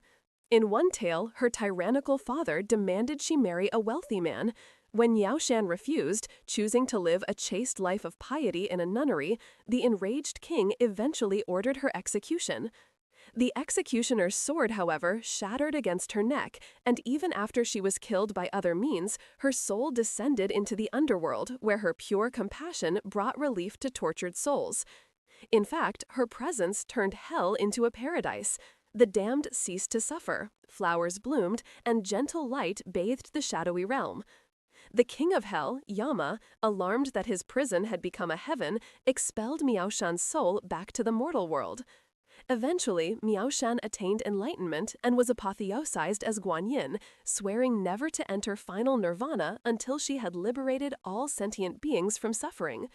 Now residing on her holy island, Mount Puto in some traditions, Guanyin is said to manifest in countless forms, sometimes as a sweet-faced woman in flowing white robes holding a willow branch and a water vase, sometimes as a man, sometimes even as a fisher or beggar, to rescue those in need. She rescues sailors from shipwrecks, grants children to the childless, heals the sick, and comforts the dying. In one famous story, Guanyin even sacrificed her eyes and arms to provide medicine for her cruel father, demonstrating infinite forgiveness. Through such tales, Guanyin became the embodiment of unconditional love and mercy. Across East Asia, temples to Guanyin abound, and millions pray to her using the simple call, Guanyin Pusa, Bodhisattva Guanyin, save us, believing she will hear every cry. Her journey from mortal to goddess exemplifies the idea that supreme compassion elevates one to divine status, and it provides a role model especially for women of boundless empathy and inner strength. Another example of mortal ascent is found in the legendary group known as the Eight Immortals, Ba Xian. These 8 figures, celebrated in folklore and art, were historic or semi-historic individuals from various dynasties who achieved immortality through Taoist alchemy or virtuous deeds. They are a delightfully diverse band. Lu Dongbin, a Tang dynasty scholar who became a wandering swordsman immortal, fighting demons with a magic sword. Li Tieguai, a beggar with an iron crutch who helps the poor and carries a gourd of elixir. He Xianggu, a young woman who attained immortality by eating a supernatural peach and now carries a lotus flower, bestowing health. Zhongli Quan, a jovial, bearded hermit often depicted with a big belly and a palm leaf fan that revives the dead. Cao Guoju, an imperial uncle in court robes who holds castanets or jade tablets representing noble authority turned to good. Han Shangzi, a flute-playing philosopher, said to be a grandnephew of Confucius or a Tang minister's nephew, whose music can make flowers bloom and soothe wild beasts. Lan Kaihe, an eccentric youth, often of ambiguous gender, who wears tattered robes and carries a basket of flowers, symbolizing joy and freedom. And Zhang Go Lao, a quirky old man who carries a bamboo drum and famously rides backward on a white donkey. He symbolizes the wisdom of doing things in unorthodox ways. Each immortal has a special attribute. Lu's sword, Li's pord, from which a heavenly doctor or smoke can emerge, He's lotus, Zhongli's fan, Cao's castanets, Hanshang's flute, Lan's flower basket, and Zong's drum or fish drum clappers. Together, they represent health, wealth, longevity, virtue, reputation, insight, and talent, the fundamental desires of human life. The 8 immortals were said to live on Penglai Mountain Isle, a paradisical island in the Bohai Sea, or simply roam freely, convening for celestial revels. They occasionally descend to the human world to right wrongs or test people's goodness. A favorite tale is The 8 Immortals Cross the Sea, in which they come upon an ocean and, rather than ride on clouds or dragons, each immortal uses their unique magical item to get across, demonstrating that each has their own method to achieve the same goal, hence the saying, 8 immortals cross the sea, each shows their prowess. In art, they are often shown together celebrating at birthdays or New Year, offering good wishes. People hang pictures of the 8 immortals to invite prosperity and longevity, as each immortal grants a specific blessing. For instance, Cao Guoju blesses one with high rank and salary, Han Shangzi with talent and arts, He Shanggu with health, etc. Their mortal backgrounds, rich, poor, noble, common, male, female, old, young, underscore a key message. The Tao is open to everyone. One does not need to be an emperor or a sage from birth to achieve immortality. A beggar or a maiden can reach the divine through devotion and purity of heart. Chinese myth also includes the deification of historical heroes and sages. The concept of apotheosis, becoming a god, meant that a person of great impact could be worshipped after death and integrated into the cosmic order. A prime example is Guan Yu, the general from the Three Kingdoms era, 3rd century CE. Renowned for his unwavering loyalty, righteousness, and martial valor, Guan Yu was posthumously titled a martial saint and eventually worshipped as Guan Di, the god of war, or more accurately, god of loyalty and righteous war. Not only soldiers, but also merchants and law enforcers pray to Lord Guan for his protection and upright spirit. Statues of Guan Yu, depicted with his long beard, crescent blade halberd, and fierce countenance, guard countless temples, shrines, and even businesses, symbolizing integrity and brotherhood. Another is Mazu, originally Lin Mo, a kind-hearted 10th century girl who grew up by the sea. From a young age, she had spiritual powers and would rescue fishermen in storms by braving the waves in a red dress or projecting her spirit out over the sea. After she died, or ascended, at age 28, coastal communities worshipped her as Mazu, goddess of the sea, credited with saving ships from wreck and bringing sailors home safe. Over time, Mazu was officially conferred titles by emperors, like Queen of Heaven, and her cult spread wherever Chinese ships sailed. Today, from Taiwan to Malaysia to San Francisco, Mazu's temples dot the harbors, filled with votive model ships and gratitude plaques from those saved by Mother Ancestor. Both Guan Yu and Mazu started as humans whose exceptional qualities, loyalty in one, compassion in the other, led people to revere them as patron deities who still actively help the living.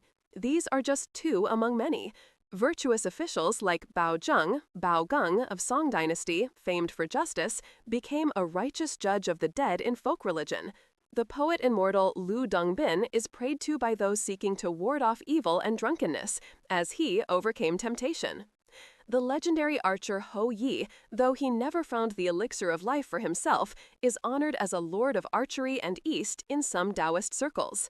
Even Confucius, while not exactly deified in the same sense, has temples where offerings are made as to a spirit of wisdom guiding scholars. Through such apotheoses, the line between myth and history blurs. Chinese culture created a feedback loop where history informed myth, mortal deeds leading to deification, and myth informed history, deified figures influencing behavior and values of later generations. The purpose of these deifications was not merely flattery, it served a social and spiritual need.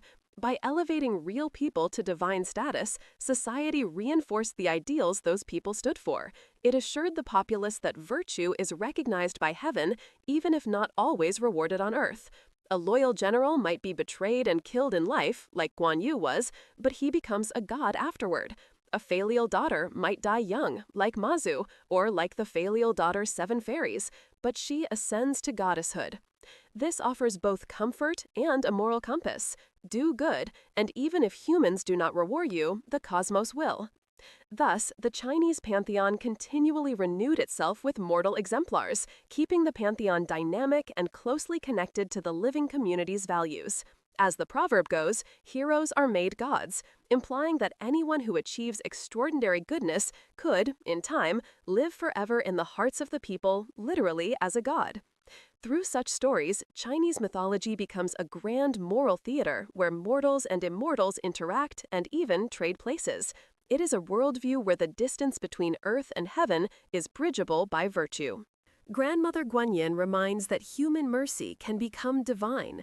The 8 immortals show that a bit of magic lies hidden in ordinary people. Deified heroes like Guan Yu and Mazu reinforce that courage, loyalty, and kindness are remembered and rewarded by heaven. In temples large and small, plaques often read Hao Tian You Yan, vast heaven has eyes, essentially meaning the gods see and reward the good, often illustrated by these once mortal deities who act as heaven's watching eyes. It is a beautiful concept that in Chinese tradition, Shen Xian, spirits and immortals, are not a separate race from us, but our ancestors, our paragons, our inspired eccentrics, who, by living exceptionally, carved a path for us to follow toward transcendence. In that sense, Chinese mythology is as much about becoming as it is about being. encouraging each person to cultivate the virtues of a sage or the heart of a Buddha, since one day, who knows, your story too might be told among the stars. Journey to the West, the Monkey King's quest for redemption. No account of Chinese mythic lore would be complete without Sun Wukong, the irrepressible Monkey King, whose adventures are told in the great novel Journey to the West, COG, a Ming Dynasty epic blending mythology, spirituality, and comedy. Sun Wukong's story is the quintessential journey from mischief to enlightenment, a beloved tale known to every Chinese child. It begins on Flower Fruit Mountain, where a certain stone egg atop the mountain is nourished by the energies of heaven and earth, until one day it cracks open. From it emerges a monkey, born of rock yet alive, a product of sky and earth. This magical monkey soon proves to be no ordinary creature. In time, he earns the title Mei Ho Wang, the handsome Monkey King, after leading the other monkeys through a veil-like waterfall and discovering a paradisal cave behind it for them to live in. For a while, the Monkey King reigns merrily over his monkey tribe. Yet, despite the abundance of his mountain garden, Sun Wukong grows restless and craves immortality. Witnessing an old monkey die, he becomes acutely aware of his own mortality and vows to find a way to live forever. Sun Wukong thus sets out to learn the secrets of the Tao. He sails across the great ocean on a raft and travels through lands of men, finally finding the patriarch Subhuti, a Taoist sage who agrees to teach the eager monkey spells and martial arts. Under this immortal master, Sun Wukong proves an extraordinary student. He learns to transform into 72 different shapes, animals, objects, even other people, a power known as the 72 earthly transformations. He learns to ride clouds and fly. With a single somersault, he can cover 108,000 li, thousands of miles, in an instant. He gains X-ray vision, able to see through disguises of demons, and fiery golden eyes, a side effect of being baked in a furnace later, which we'll get to. Armed with these skills, Sun Wukong returns home a superior being. But his pride swells along with his powers. The Monkey King acquires a weapon fit for a god. During a visit to the Dragon King's underwater palace, he casually picks up what turns out to be the As You Wish gold-banded cudgel, a heavenly iron staff that can shrink to the size of a needle or grow gigantic. This staff, originally a ruler for measuring the ocean's depth, becomes Sun Wukong's trademark weapon, and with it, he defeats the Dragon King's army when they try to reclaim it. Sun Wukong also coerces the Dragon Kings into giving him a golden chainmail shirt, a phoenix feather cap, and cloud-walking boots. Thus, he equips himself like a celestial general. The Dragon Kings, aggrieved, report the monkey's insolence to heaven. Up in the Jade Emperor's court, there is debate on how to handle this bold monkey. The Jade Emperor's advisors suggest a soft approach, invite the Monkey King to heaven, and give him a minor official post to keep him under watch. Accordingly, heaven offers Sun Wukong the position of stable master in charge of the celestial horses. The Monkey King is thrilled to go to heaven, thinking himself recognized, but when he discovers that stable master is a lowly job, he is outraged at the insult. He rebels, abandoning his post and returning to earth, proclaiming himself Qi Tian Da Sheng, the great sage equal to heaven. The Jade Emperor, now alarmed, sends a host of heavenly soldiers to subdue Sun Wukong, but the monkey defeats them all, using his transformations and superior combat skills. Even the 4 heavenly kings and Neja, the son of one of them, fail to capture him. The Jade Emperor has no choice but to acknowledge Sun Wukong's chosen title and invite him back to heaven, this time treating him as an honored guest. He is given a place in the celestial bureaucracy as guardian of the heavenly peaches. Some legends say he was made banana garden superintendent as a joke, but more often it's the peach orchard. But temptation proves the monkey's downfall. While serving in heaven, Sun Wukong learns that the Queen Mother of the West is hosting her grand peach banquet, to which he was not invited. Only gods and high immortals can attend. Offended, he sneaks into the peach orchard prior to the event and finds the ripening peaches of immortality. Unable to resist their aroma, he gorges himself on countless peaches, devouring those fruits that would have granted longevity to the guests. He then stumbles into Laozi's alchemy laboratory and gobbles down several elixir pills being refined for the Jade Emperor.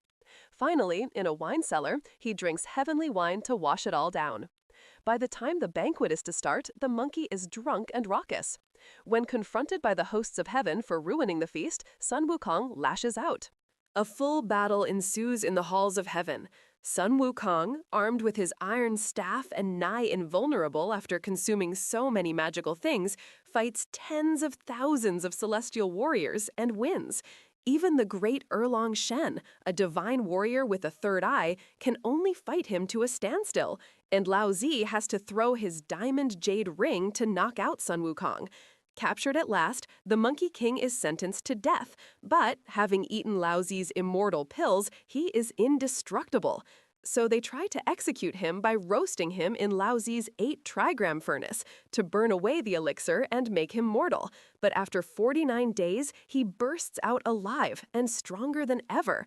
The fire only gave him fiery golden eyes that see through illusions. The Monkey King resumes his rampage, thoroughly humiliating heaven's forces. In utter desperation, the Jade Emperor appeals to Buddha in his Western paradise, India. Buddha comes in person to confront the boasting Monkey King. He makes a wager. Sun Wukong is dared to leap out of Buddha's palm. Smirking, the Monkey King agrees. After all, with one leap, he can reach the end of the universe.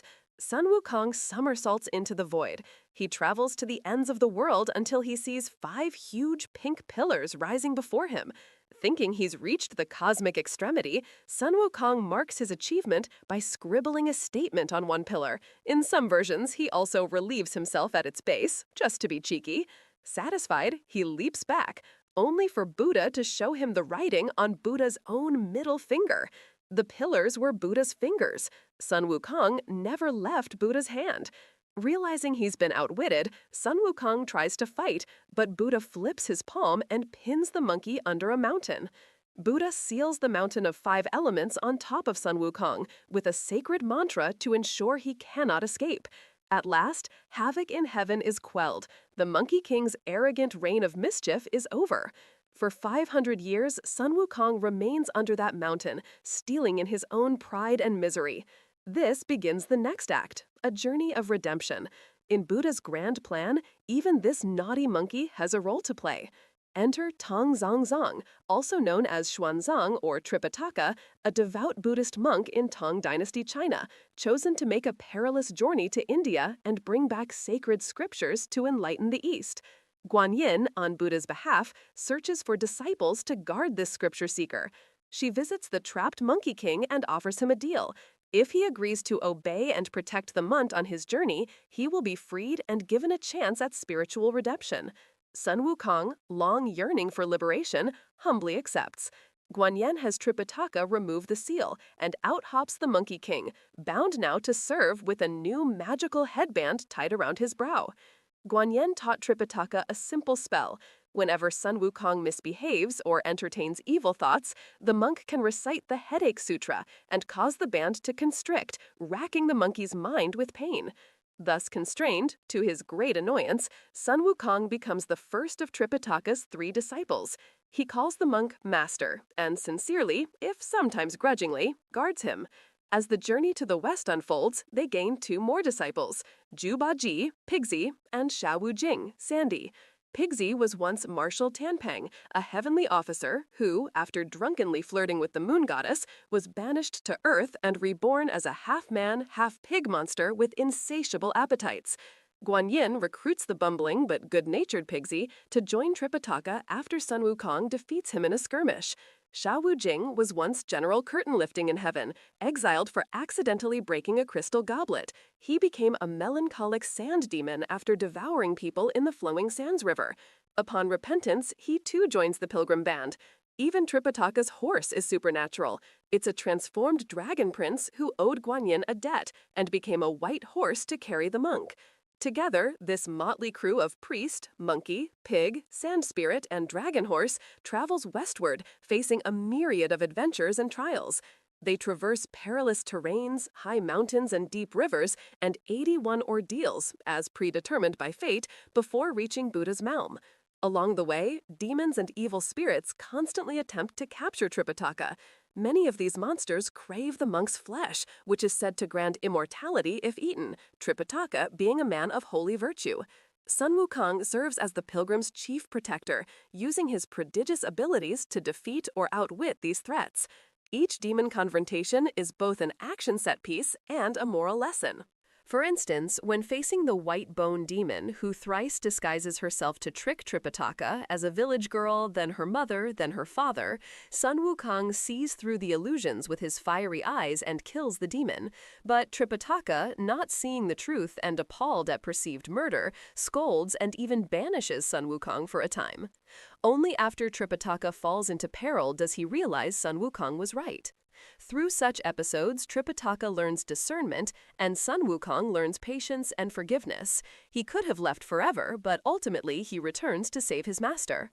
Zhu Baji, Pigsy, representing human foolishness and lust, often falls for temptations, like pretty women who are actually demons in disguise, and has to be saved by Sun Wukong's alertness or Sha Wujing's steadiness.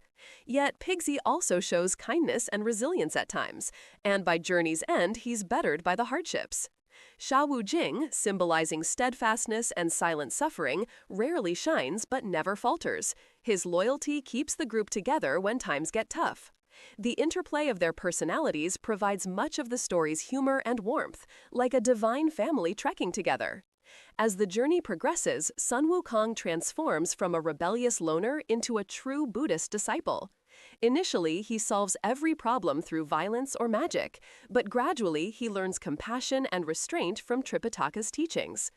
In one poignant trial, they arrive at the Flame Mountain, which bars their way with searing heat. To quench the mountain's fire, Sun Wukong must borrow a palm leaf fan from Princess Ironfan, the wife of his old enemy, the Bull Demon King. Instead of brute force, Sun Wukong uses clever disguises and negotiations, eventually obtaining the fan through a mix of trickery and genuine compromise, thus showing growth in using wisdom over just fighting. In another trial, Sun Wukong has an opportunity to kill a particularly vile demon king, but hesitates when he realizes this demon is the spiritual beast of the Bodhisattva Wenshu, Manjushri, testing them. He learns that not every challenge can be solved by the fist. Some require endurance, faith, or even yielding.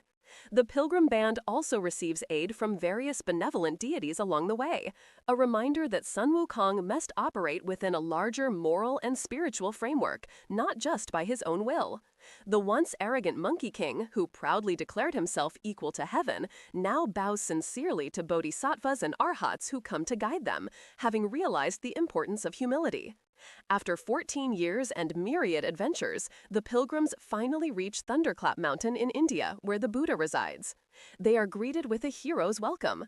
Tripitaka receives the scrolls of Buddhist sutras he was sent for.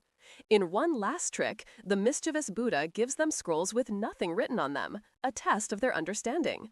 Tripitaka is puzzled but doesn't complain about the empty scriptures, symbolizing that enlightenment cannot simply be handed over, it must be realized.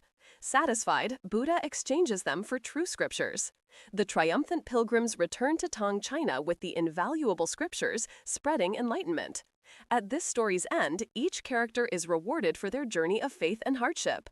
Tripitaka, Xuanzang, attains Buddhahood, becoming the Buddha of precocious merit. Sun Wukong is granted the title Victorious Fighting Buddha, finally achieving the immortality and honor he sought in a righteous way. No longer a mere stone monkey or a rogue demon, he is recognized as an enlightened being. This moment is profoundly moving. The celestial choir sings as Sun Wukong is transformed. The gold band on his head falls off, the symbol of his atonement complete, and he stands in radiant Buddha form, his journey from rebellious demon to enlightened protector fulfilled. Zhu Baji, who still loves earthly life, is not made a Buddha but is granted the post of altars cleaner, in jest, as he cleaned out many an offering along the way with his appetite, meaning he's recognized for improvement but not perfected. Sha Wujing becomes an arhat, a saintly enlightened being, valued for his consistency. Even the dragon horse is rewarded by being turned into a naga, divine dragon. Thus, the journey to the west concludes with spiritual fulfillment. For Sun Wukong in particular, it is a complete redemption arc. The monkey who once wreaked havoc in heaven now protects the Dharma as a Buddha. The story has remained enormously popular because it operates on multiple levels. On the surface, it's a fantastical adventure with battles and humor. Sun Wukong's irreverent antics, like calling powerful deities nicknames, Pigsy's bumbling attempts at heroism, etc., entertain audiences of all ages. At a deeper level, it's an allegory of the spiritual journey. Each main character represents an aspect of the human condition: mind, body, heart, temperance, and the pilgrimage symbolizes the path to enlightenment with all its trials and temptations. The story imparts the lesson that even the wildest nature can be refined. Sun Wukong's mind, initially so scattered and violent, becomes focused and compassionate through Buddhist practice. It also teaches the importance of teamwork and friendship. None of the travelers could have succeeded alone, but together, combining Sun Wukong's courage, Pigsy's resilience, Sha Wujing's patience, and Tripitaka's faith, they overcome every obstacle.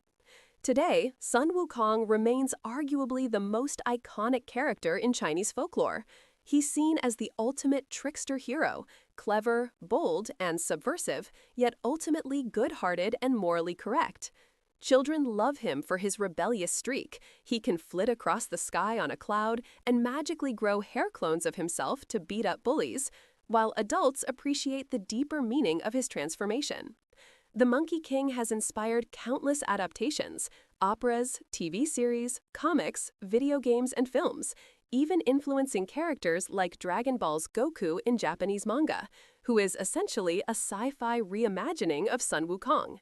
He represents the indomitable spirit, one that might defy the highest authority out of a sense of injustice, but can also learn and grow and make peace with heaven. In a way, Sun Wukong's story is the story of every person. We each have a bit of the monkey's restless mind that needs taming and focusing, a journey of our own toward wisdom.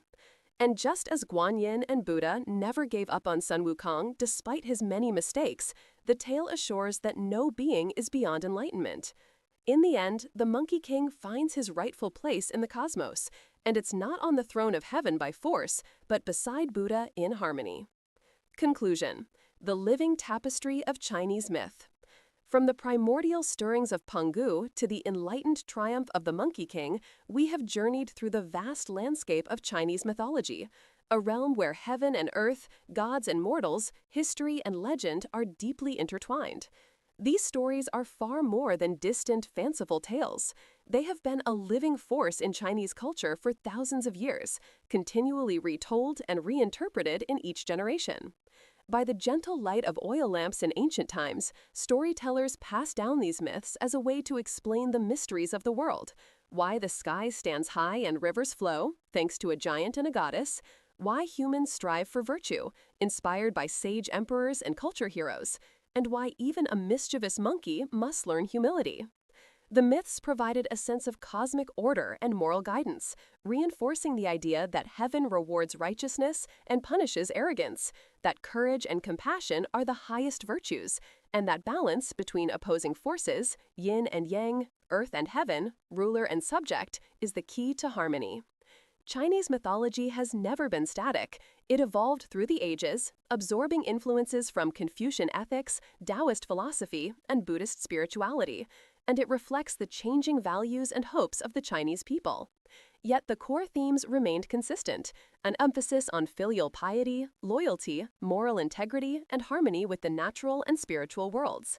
These stories provided a shared language through which a farmer in a remote village and a scholar in the imperial court could understand each other's values. During the imperial era, emperors evoked myth to legitimize their rule, claiming to be descendants of the Yellow Emperor or the Dragon, and rebels, too, evoked myth to inspire uprisings, the story of peasant leader Liu Bang seeing a dragon, presaging he would become emperor. In everyday life, people looked to mythic figures for personal guidance. A young woman might pray to Mazu before her fisherman husband went to sea.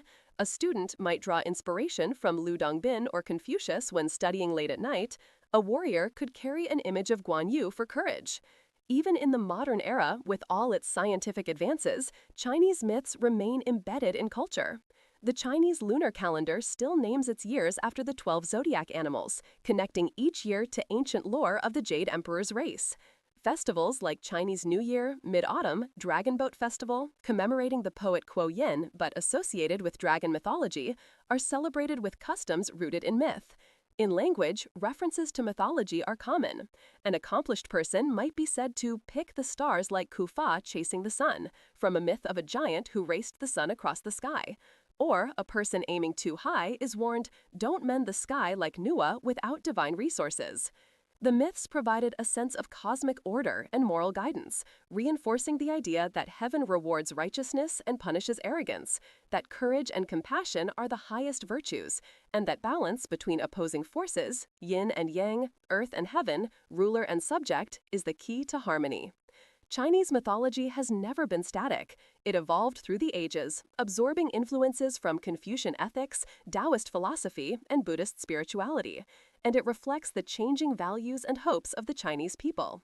Yet, the core themes remained consistent, an emphasis on filial piety, loyalty, moral integrity, and harmony with the natural and spiritual worlds. These stories provided a shared language through which a farmer in a remote village and a scholar in the imperial court could understand each other's values. During the imperial era, emperors evoked myth to legitimize their rule, claiming to be descendants of the Yellow Emperor or the Dragon, and rebels, too, evoked myth to inspire uprisings, the story of peasant leader Liu Beng seeing a dragon, presaging he would become emperor. In everyday life, people looked to mythic figures for personal guidance. A young woman might pray to Mazu before her fisherman husband went to sea. A student might draw inspiration from Lu Dongbin or Confucius when studying late at night. A warrior could carry an image of Guan Yu for courage. Even in the modern era, with all its scientific advances, Chinese myths remain embedded in culture. The Chinese lunar calendar still names its years after the 12 zodiac animals, connecting each year to ancient lore of the Jade Emperor's race. Festivals like Chinese New Year, Mid-Autumn, Dragon Boat Festival, commemorating the poet Kuo Yin but associated with dragon mythology, are celebrated with customs rooted in myth. In language, references to mythology are common. An accomplished person might be said to pick the stars like Kufa chasing the sun, from a myth of a giant who raced the sun across the sky. Or a person aiming too high is warned, don't mend the sky like Nua without divine resources. Characters from Journey to the West, such as Monkey King or Pigsy, have become archetypes for certain personality types. In art and entertainment, mythical themes enjoy periodic revivals, be it big-budget fantasy movies about the creation of the world or TV dramas about the love lives of immortals. Through all this, the essence of Chinese mythology, its humanity, continues to shine. These myths were never just about gods on high, they were about humans and for humans. They taught empathy, feeling the sorrow of the flood victims through Yu's efforts, aspiration, daring to improve oneself like the Monkey King seeking Buddhahood, and resilience, knowing that after even the worst deluge, the land can be renewed. In a rapidly changing world, Chinese mythology provides a cultural anchor. It connects modern Chinese people to their ancient ancestors who first told these tales under starlit skies. It also offers the world universal themes wrapped in uniquely Chinese imagery. The idea that creation is an ordering of chaos, Pangu's Act, that compassion is the supreme virtue, Guan Yin's story, that knowledge and wisdom are true power, Fuxi's and Huangdi's gifts, and that redemption is always possible, Sun Wukong's journey. These are messages with resonance far beyond China. That is why Chinese myths, like the dragons within them, have traveled around the globe and captured imaginations everywhere. As we conclude our exploration, imagine again a warm evening in a Chinese village or town. The lanterns flicker as the elder finishes the final story, perhaps of a Qilin appearing to a virtuous ruler, or a phoenix alighting to mark a new era of peace. The listeners, young and old, nod in appreciation. Overhead, the sky is the same vast expanse once propped up by a turtle's legs. The mountains on the horizon might well be the body of a resting goddess. And in the deep sparkle of the Milky Way, one might fancy the outline of a dragon's silhouette, or the laughing twinkle of the Monkey King's eyes. In China's living mythology, the past is never truly past. It is a timeless tapestry, ever renewing like the waxing and waning moon. These ancient tales continue to whisper their wisdom and wonder, offering guidance, identity, and hope. They remind us that we are all part of a grand story, that the cosmos itself is alive with meaning, and that through virtue and perseverance, we too can touch the heavens. As the Chinese saying derived from myth goes, heaven hears as the people hear, heaven sees as the people see, which is to say, in the end, the divine is listening to the human heart.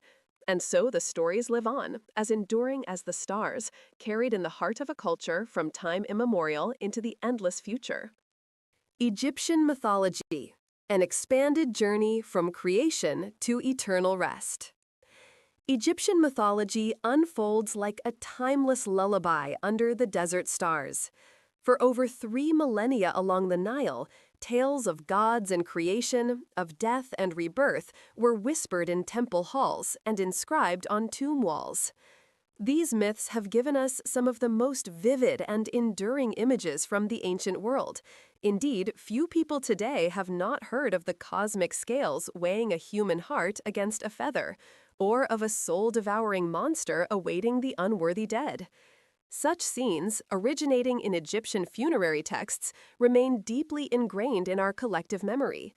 Yet the true stories behind them are even more profound and enchanting when told in full, with historical accuracy and reverence. In this narrative, we journey through the full arc of Egyptian mythology, from the first moment of creation emerging out of primordial darkness, through the reigns and struggles of gods on earth, and finally into the mysteries of the underworld where souls are judged in the Hall of Ma'at. Along the way, we will meet deities like Atum, Ra, Osiris, Isis, Horus, Set, Anubis, Thoth, and many others, witnessing how their deeds established the cosmic order cherished by the ancient Egyptians. Each episode will be grounded in the original sources, pyramid spells, coffin texts, temple inscriptions, and papyri, ensuring that our retelling stays faithful to the wisdom preserved by Egyptian priests and scribes. The tone of our journey is gentle and unhurried, befitting the calm flow of the Nile. As in a bedtime story told by an elder, each chapter ends softly, guiding the listener deeper into the mythic dreamland. We begin at the very beginning, in a time before time, when there was nothing but a boundless ocean of chaos called Nun. Part 1. Creation, from Chaos to Cosmos. The Ocean of Nun and the Ogdoad of Hermopolis. In the beginning there was only darkness and the endless primeval waters of Nun, a chaotic sea without light or life. This was not mere water as we know it, but a primordial substance, formless, infinite, and pregnant with all possibilities. Ancient Egyptians described it as both the source and the end of all things. Before creation, everything existed within Nun as potential. After the end of time, all would return to Nun's embracing waters. The concept was so fundamental that even in later periods, when temple walls were built, they were often designed with undulating patterns at their base to represent the waters of Nun lapping at the edges of the ordered world, a reminder that chaos always pressed at the boundaries of creation. Ancient Egyptians in different regions envisioned creation unfolding in unique ways from this primordial ocean. In the city of Hermopolis, Khmunu in Egyptian, modern El Ashmunain, priests taught that before anything else existed, there emerged 8 primordial beings known as the Ogdoad. These 4 divine couples, with frog-headed gods and serpent-headed goddesses, embodied the elemental potential of creation. Nun and Naunet, the hidden waters themselves, infinite and encompassing, Heh and Hauhet, formless infinity, the endless expanse of space and time that had no measure, Kek and Kauket, darkness absolute, the absence of light that filled all space, and Amun and Amenet, the unseen wind or hidden power, the invisible force that would move through creation. The choice of forms for these primordial deities was significant. Frogs were creatures that appeared, seemingly from nowhere, in the Nile mud after the inundation, symbols of spontaneous generation and fertility. Serpents were creatures of the earth and water, sinuous and mysterious, representing the fluid, undifferentiated nature of pre-creation. Together, these 8 deities represented not individual gods in the later sense, but rather the raw materials and conditions of the universe before it took shape, the building blocks of reality itself. Within this watery nothingness, the Ogdoad kept the balance until they gave rise to a small hill, the primordial mound, emerging from the flood. The imagery here was drawn directly from Egyptian experience. Every year, as the Nile's inundation receded, the first land to appear was small mounds of fertile silt, rich with the promise of new life. The primordial mound was the cosmic version of this annual miracle, the first solid ground in an ocean of chaos, the foundation stone upon which all creation would rest. From that mound issued a miracle, a cosmic egg. In one tale preserved in temple inscriptions, a celestial goose called the Great Cackler, Gengenwer, laid this egg upon the mound. The goose was associated with the earth god Geb, whose honking laughter at the moment of creation was said to have broken the primordial silence. While another version holds that an ibis, the bird of Thoth, god of wisdom and magic, was responsible for the egg. Either way, the egg soon hatched, and the newborn deity inside was the first sun, bringing light to disperse the darkness. Some stories say a lotus blossom also bloomed on the primeval hill at that moment, and from its petals the infant sun god emerged as a shining child. The blue lotus, Nymphaea caerulea, was a powerful symbol in Egyptian thought. It closed its petals at night and sank beneath the water, only to rise again and open with the dawn. Thus, it became the perfect emblem of resurrection and renewal, the daily rebirth that mirrors the first moment of creation.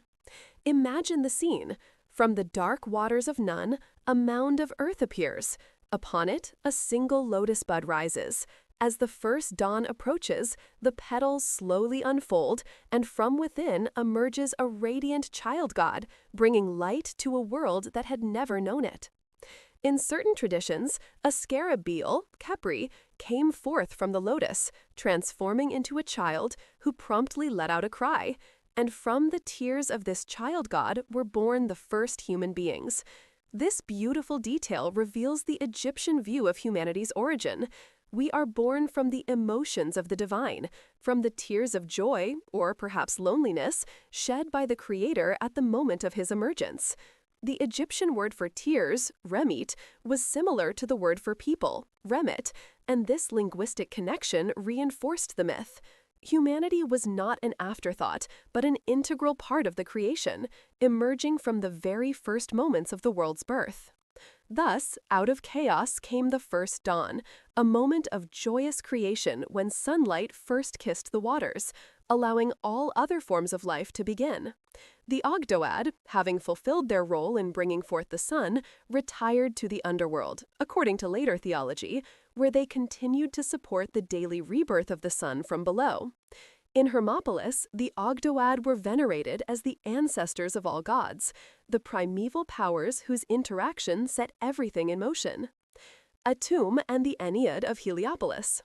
In the great sun temple of Heliopolis, Inu in Egyptian, City of Pillars, located near modern Cairo, a different creation story was taught, centered on the solar creator Atum. Heliopolis was one of the oldest and most influential religious centers in Egypt, and its theology came to dominate much of Egyptian religious thought, especially regarding kingship and the afterlife. Before creation, Atum existed within the waters of Nun as a latent potential being. The name Atum means the complete one, or the all. He was the totality of existence compressed into a single point, waiting to unfold.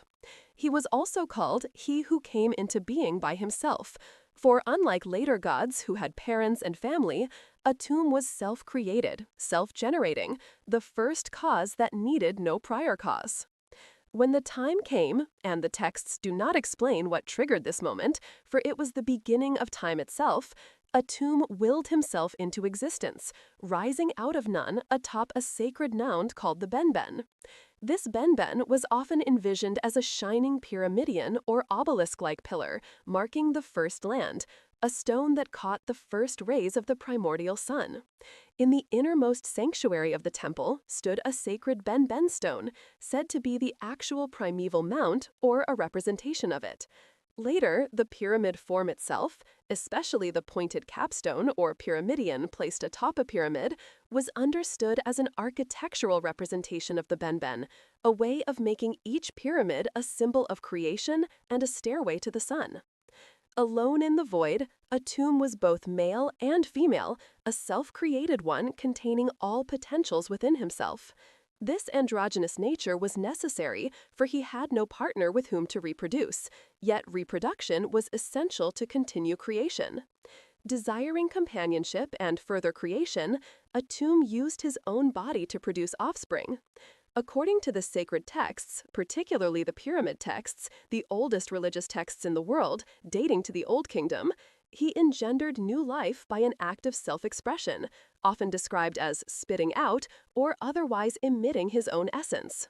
One version states that he took his phallus in his hand and through masturbation produced his children, a detail that might seem crude to modern ears, but which the Egyptians saw as a profound theological statement about self-sufficiency and the creative act. From a tomb's spittle, or seed, were born the first divine pair, Shu, the god of air, and his twin sister Tefnut, the goddess of moisture. The pyramid texts preserve a tomb's declaration, "I spat out Shu, I expectorated Tefnut." The names themselves suggest the sounds of spitting and breathing. Shu evokes the sound of exhalation, while Tefnut might suggest moisture or spittle. These two carried the creative force forward. Shu became the atmosphere and life-giving wind, the space in which life could exist, while Tefnut brought dew and rain, the moisture necessary for life in the arid Egyptian landscape. Shu and Tefnut were the first complementary pair, the first duality to emerge from the unity of Atum. They were often depicted as a lion and lioness, fierce protectors of the cosmic order. In turn, Shu and Tefnut gave birth to the next generation of elements. Their children were Geb, the god of the earth, and Nut, the goddess of the sky. Now the fundamental structure of the cosmos was taking shape. After the primeval waters and the first mound, there emerged air and moisture, followed by earth and sky. The universe was assembling itself layer by layer. At first, Geb, earth, and Nut, sky, were inseparable, locked in a tight embrace. Egyptian art often shows Geb reclining on his back, or on his side, propped on one elbow, with his body representing the surface of the earth, while Nut arches over him, her elongated body forming the dome of the sky, her hands and feet touching the four corners of the horizon. Her body is often painted blue and spangled with stars, for she is the night sky itself. The two lovers clung to each other passionately, leaving no space between them. But the universe needed space for life, so their father Shu, the heir, intervened. He stood between his children, pushing Nut up away from Geb and forming the dome of the sky high above the ground. One of the most iconic images in Egyptian art shows Shu standing upright, arms raised above his head, supporting the body of Nut as she stretches across the heavens, while Geb lies prone beneath. Sometimes Shu is aided by other deities. The He-gods, representing infinity, often appear as his assistants in holding up the sky. This separation was both necessary and sorrowful. Geb and Nut could no longer embrace, and Geb's weeping for his lost lover caused the plants and vegetation to grow, his tears becoming the waters that nourish the earth, while Nut's tears became the rain. Yet now there was space, the space in which air flowed, in which light shone, in which living beings could move and breathe. Now the air, earth, and sky were in their proper places, and life could flourish in the space between them. Before their separation, however, Geb and Nut had already conceived 4 or 5 children of their own, a new generation of gods who would play out the world's first dramas. These were Osiris, Isis, Set, and Nephthys. Some accounts include a 5th sibling, the elder Horus, Horus the Elder, Harowiris, born to Nut, though in other traditions, Horus the Younger is the son of Isis and Osiris in the next generation. The birth of these children was itself dramatic. Ra, the sun god, a form or successor of Atum, had decreed that Nut could not give birth on any day of the year. Thoth, the clever god of wisdom, came to Nut's aid. He challenged the moon to a game of draughts, an ancient board game, and won from the moon 1/72nd of its light. With this stolen light, Thoth created 5 extra days, the epigomenal days, inserted at the end of the 360-day Egyptian year to make 365 days, which did not belong to Ra's decree. On these 5 days, Nut gave birth to her children: Osiris on the first day, Horus the Elder on the second, Set on the third, bursting forth violently from his mother's side, Isis on the fourth, and Nephthys on the fifth. Thus, even the calendar year was tied to myth. Osiris and Isis, brother and sister, would later marry and become the beloved divine rulers of Egypt's mythic prehistory, while Set and Nephthys, also brother and sister who married each other, would play more ambivalent roles. Together, this family of 9 gods, Atum, Shu, Tefnut, Geb, Nut, Osiris, Isis, Set, and Nephthys, constituted the Heliopolitan Ennead. Ennead meaning group of 9, the 9 deities through whom all aspects of the world, sky, earth, air, moisture, fertility, kingship, etc., came into being. It is interesting that this divine family also provided a sacred model for kingship. Just as Osiris was a king who died and was succeeded by his son Horus, so too did the Egyptians see each mortal pharaoh as the living Horus during his reign and as an Osiris after his death. The harmony of this family reflected the ideal harmony of the cosmos, a balance the Egyptians called Ma'at, the principle of truth, justice, and order established at creation and upheld by gods and righteous men alike. Ma'at was both a goddess, depicted as a woman with an ostrich feather on her head, and an abstract concept, the fundamental rightness of the universe. To act in accordance with Ma'at was to align oneself with creation. To act against it, Isfet, chaos or wrongdoing, was to threaten the very fabric of reality. Ptah and the creative word of Memphis. Yet another creation tale comes from the city of Memphis, Men-Nefer, enduring and beautiful, the ancient capital of unified Egypt, where the craftsman god Ptah was revered as the supreme creator. In the theology recorded on a granite slab known as the Shabaka stone, now in the British Museum, Ptah brings the world into existence not through bodily fluids or progeny, but through the power of thought and speech. This is perhaps the most philosophically sophisticated of all the creation accounts, anticipating much later ideas in theology and philosophy about the divine logos or creative word. All of creation was first conceived in the mind, heart, of Ptah, and then spoken aloud into being by his tongue. As this text explains, sight, hearing, breathing, they report to the heart, and it makes every understanding come forth. As for the tongue, it repeats what the heart has devised. The Egyptians believed the heart, not the brain, was the seat of thought and consciousness. The brain was considered relatively unimportant and was discarded during mummification. Thus, Ptah's heart conceived the idea of creation, and his tongue spoke it into reality. The text continues, thus, through Ptah's speech, all the gods were born, and his Ennead was completed. According to this Memphite theology, Ptah not only created the gods in this way, but also established all aspects of the world's order. It was Ptah who made the towns, he established the nomes, he placed the gods in their shrines, he made their bodies according to their wishes. Thus, the gods entered into their bodies of every wood, every stone, every clay, everything that grows upon him. Thus were gathered to him all the gods and their cause, content, united with the Lord of the two lands. In other words, Ptah's creative word organized the world and assigned each deity their place and form, whether as a statue of wood or stone or a living creature, uniting all the gods under his dominion. This remarkably abstract and philosophical cosmogony portrays Ptah as a divine intellect or master craftsman, designing the world as an artisan designs a work, first in the mind and then in material form. Ptah was depicted as a man wrapped in a tight-fitting garment like a mummy, holding a scepter that combined the symbols of life, Ankh, stability, Jed, and power, was. He was the patron of craftsmen, metalworkers, and architects, and was said to have designed the first temple and taught humans the arts of building and making.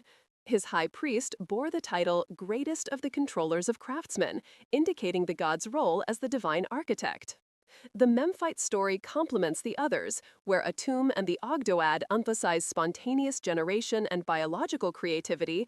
Ptah emphasizes deliberate planning and creative speech. Despite their differences, these creation myths were not seen as contradictory by ancient Egyptians, but rather as multiple layers of understanding the same truth, that the world emerged from primeval chaos through divine agency. Many temples even incorporated more than one creation account side by side, acknowledging the local creator deity while honoring the universal aspects of creation.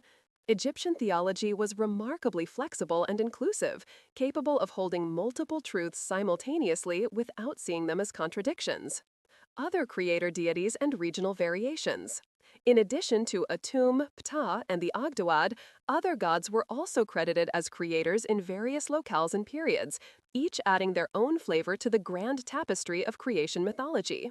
There was Khnum of Elephantine, Aswan region, a ram-headed god who molded living beings, and even human children, on a divine potter's wheel. Khnum was said to fashion the body of every child on his wheel before it was born, shaping it from Nile clay. Temple reliefs show Khnum at his potter's wheel, forming the body of a child, while another deity, often Heket, the frog goddess, holds the Ankh, life symbol, to the clay figure's nose. Royal ideology incorporated this. The king's body was specially crafted by Khnum, explaining the divine nature of the pharaoh. Khnum also had an important role in the annual inundation. He was said to live in a cavern in the First Cataract region, where he controlled the floodgates that released the Nile's waters each year. Thus, Khnum was a creator not just at the beginning of time, but continuously, fashioning each new life and ensuring the yearly renewal of Egypt through the flood. There was Min of Koptos, modern Kift, an ancient god of fertility depicted in ithyphallic form, symbolizing the procreative force of nature. Min was one of the oldest gods in the Egyptian pantheon, worshipped from the pre-dynastic period. His iconic pose, standing upright with one arm raised and an erect penis, made him the embodiment of sexual potency and agricultural fertility. Min was honored at harvest festivals, where the pharaoh would ceremonially cut the first sheaf of wheat to honor Min and ensure the fertility of the land. In creation myths from his cult centers, Min was sometimes identified as the primeval creator who generated all life through his procreative power, the vital force that drives reproduction and growth. And there was Amun of Thebes, modern Luxor, whose name means the hidden one. Originally, as part of the Ogdoad in Hermopolis, he was Amun, the unseen power of the air, paired with his female counterpart, Amunet. But as the city of Thebes grew in importance, especially during the Middle Kingdom and New Kingdom, when Theban pharaohs ruled Egypt, so did its god. The priests saw in Amun the perfect, unknowable, all-encompassing creator. He was the invisible wind that moved all things, the hidden soul of the cosmos. Unlike gods who could be depicted, and thus in some sense comprehended, Amun was mysterious and transcendent. His hiddenness was his essence. He could not be fully known or represented. Yet he was also immanent, present, everywhere, in every breath of wind. During the New Kingdom, especially under the powerful 18th dynasty, this hidden one was merged with the supreme, visible power of the sun god, Ra. He became Amun-Ra, the king of the gods, a supreme deity who was both unseen and ever-present, the ultimate source of all creation and the patron of the pharaohs. The great temples of Karnak and Luxor were dedicated to Amun-Ra, and he received the lion's share of Egypt's wealth and adoration. Hymns to Amun-Ra describe him in exalted terms: the sole one who made everything, the hidden of name, mysterious of form, the one who is in all things, the secret one whose appearances are unknown. In this syncretism of Amun and Ra, Egyptian theology reached perhaps its most sophisticated expression, a god who is simultaneously transcendent, hidden, unknowable, and immanent, present, powerful, both the source of creation and its sustaining force. And finally, there was the Aten, the sun disk itself, worshipped by the heretic pharaoh Akhenaten, originally Amenhotep IV, who ruled circa 1353 to 1336 BCE, as the sole creator and god. In the famous Great Hymn to the Aten, possibly composed by Akhenaten himself, the sun disk is praised as the giver of all life, the creator of all lands and peoples. You create the earth according to your desire, while you are alone. People, cattle, all flocks, everything on earth that walks on legs, everything up high that flies with its wings. How many of the things you have made, though hidden from view, sole God without another beside you. This radical monotheism, or at least henotheism, was an anomaly in Egyptian history. After Akhenaten's death, traditional polytheistic worship was restored, and the Aten was relegated to being simply one form of the sun god among many. But for a brief period, the Aten represented an attempt to distill Egyptian solar theology into a single, universal creative principle. Each tale, whether of an Ogdoad, an Ennead, or a solitary craftsman god, begins in the hush of Nun's waters and ends with the ordered world we know, a lush Egypt lit by the sun, structured by Ma'at, and filled with life. The first sunrise and daily renewal. No matter the version, Egyptian creation stories all reach a similar climax, the moment the sun rises for the first time, marking the beginning of time itself. This event was called the Zep Tepi, literally the first occasion or the first time, and it was seen as the primordial act that set all subsequent time in motion. Before the first sunrise, there was no time, no change, no sequence of events. There was only the static, timeless potential of the Nun. But when light first broke across the waters and the sun climbed into being, time began to flow, and with it came the possibility of history, narrative, and existence as the Egyptians knew it. Egyptians believed this primordial sunrise was reenacted every day. Each morning's dawn was a miniature Zep Tepi, a recapitulation of creation itself. Every day, the world was remade, pulled back from the brink of chaos. This was not mere poetic metaphor, but a fundamental belief that shaped Egyptian architecture, art, and ritual. The sun's journey from east to west was a drama of cosmic significance, and human beings, especially the king and the priests, had a role to play in ensuring it continued. Temples were built as symbolic models of the universe's birth. The outer walls often undulated like the waves of Nun, a visual reminder that the temple stood as an island of order in the chaotic waters. The floor level gradually rose as one moved from the entrance toward the inner sanctum, mimicking the slope of the primeval mound emerging from the waters. Reliefs on the walls showed marsh plants at the base, representing the vegetation of the first mound, and stars on the ceiling, representing the sky of Nut. The sanctuary itself housed the god's image in darkness, analogous to the moment of creation in the shadowy womb of Nun. At dawn each day, when priests opened the sanctuary doors and the first light flooded the holy chamber, they believed they were recreating the emergence of light from darkness. In essence, the world was reborn with the rising sun. The morning temple ritual, performed daily in every major temple across Egypt, was a microcosm of creation. The high priest, acting on behalf of the pharaoh, would rise before dawn and purify himself by bathing in the sacred lake. As the sun began to rise, he would approach the sealed sanctuary, light a torch, and chant hymns welcoming the sun. Then he would break the clay seal on the sanctuary door, a seal that was renewed each night, pull back the bolt, and open the doors. The statue of the god inside, which had been in darkness all night, was now awakened by the light. The priest would say, "Awake in peace, wake in peace, your awakening is peaceful." He would then tend to the statue as one would tend to a living being, washing it, dressing it in fresh linen, anointing it with oils, adorning it with jewelry, and presenting offerings of food and drink. Incense would be burned, filling the sanctuary with fragrant smoke. All of this was done to honor the god and ensure the god's continued presence and favor. But more than that, it was a ritual reenactment of creation. The opening of the doors was the first sunrise. The awakening of the god was the emergence of the creator from the Nun. The offering of food and incense sustained Ma'at and ensured the cosmic order would hold for another day. When the ritual was complete, the priest would carefully close and seal the sanctuary again, and the god would rest until the next dawn. This pattern, repeated every day for thousands of years, was the heartbeat of Egyptian religion, a daily affirmation that the world endured, that chaos had been pushed back once more, that creation continued. And so, as creation was completed, the stage was set for the drama of divine life on Earth. The sun god Ra now shone in the sky, and on the earth ruled Osiris and the gods of the Ennead. It was a golden age, but not without its conflicts. We now move from the mythical first time into the era when gods themselves walked upon the earth and the great struggles of the divine family unfolded. Part 2: The Myths of Gods on Earth. The reign of Ra and the rebellion of mankind. After creation, the sun god Ra, often identified with or as a successor to Atum, ruled as the first kin of gods and men, reigning from his palace on earth during a primordial golden age. In this era, gods and humans lived together, and Egypt knew perfect peace and prosperity.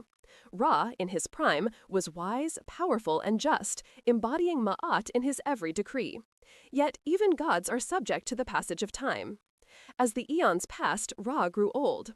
His bones became silver, his flesh turned to gold, and his hair became as lapis lazuli. But with age came frailty. He began to drool and shake, and some humans, observing his decline, began to whisper rebellion. They no longer feared the aged sun god and plotted to overthrow his rule. Their disrespect and schemes deeply wounded Ra, who had given them life itself. According to the Book of the Heavenly Cow, or the Destruction of Mankind, preserved in several royal tombs, Ra convened a secret council of the elder gods to decide what to do about humanity's insubordination. He summoned Nun, his forefather, along with Shu, Tefnut, Geb, and Nut, asking for their advice. The gods counseled Ra to punish the rebels by sending his eye, a manifestation of his divine power, to destroy the wicked among mankind. Ra agreed. The Eye of Ra was a complex symbol in Egyptian mythology, representing the aggressive, protective aspect of the sun god's power. It could manifest as various goddesses, most commonly Hathor or Sekhmet. In this myth, Ra's eye took the form of Hathor, but as she descended to earth to carry out the punishment, she transformed into the bloodthirsty lioness Sekhmet. The name Sekhmet means the powerful one, and she certainly lived up to it. Sekhmet descended upon humanity like a whirlwind of claws and fangs. She began slaughtering humans by the thousands, wading through their blood, drinking it, and delighting in the carnage. The goddess became drunk on blood and slaughter, her fury unstoppable. She roamed across Egypt, leaving devastation in her wake, and it seemed she would not stop until every last human was dead. Ra, looking down from heaven, was suddenly horrified. He had only intended to punish the rebels, not to exterminate all of humanity. But Sekhmet, now mad with bloodlust, could not be reasoned with or stopped. Ra realized he needed to trick the goddess to save what remained of mankind. Working quickly, Ra commanded his servants to gather vast quantities of red ochre and mix it with 7,000 jars of beer. Some versions say the beer was brewed from barley at Heliopolis. The mixture was poured out on the fields where Sekhmet was expected to hunt the next morning, creating a vast pool of red liquid that looked exactly like blood. When Sekhmet awoke at dawn and saw the blood, she rushed forward eagerly, expecting to continue her feast. She bent down and began drinking deeply, but instead of blood, it was beer. The powerful brew quickly intoxicated the goddess. She drank more and more, becoming thoroughly drunk, and eventually collapsed in a stupor. When she awoke, her rage had dissipated, and she transformed back into the gentle, beautiful Hathor. Thus, humanity was saved, though their numbers had been greatly reduced. Ra, however, was disgusted with humanity's rebellion and tired of ruling on Earth. He decided to withdraw from the earthly realm. At his command, the sky goddess Nut transformed into a giant cow. This is why the text is called the Book of the Heavenly Cow. Ra climbed onto the cow's back, and she lifted him up high into the heavens, separating him from the earth. The distance between earth and sky, which Shu had created at the beginning, now became even greater as Ra ascended into the celestial realm. Nut's legs trembled under the weight of the sun god, so Shu and 8 head gods positioned themselves beneath her to provide support, holding up the sky cow and ensuring she would not collapse. From that day forward, Ra ruled from the sky, traveling across Nut's back, the dome of heaven, by day, and through her body, the Duat underworld, by night. He entrusted the rulership of Earth to other gods, beginning with Shu, then Geb, and eventually Osiris. The separation between the divine and mortal realms became more pronounced, though gods could still intervene in human affairs. This myth explained, for the Egyptians, why the gods no longer walked visibly among humans as they once did. The rebellion of mankind had caused a rupture, and now the gods resided primarily in heaven, in their statues, or in the unseen world, while humans occupied the earthly plane. The myth also established important religious practices.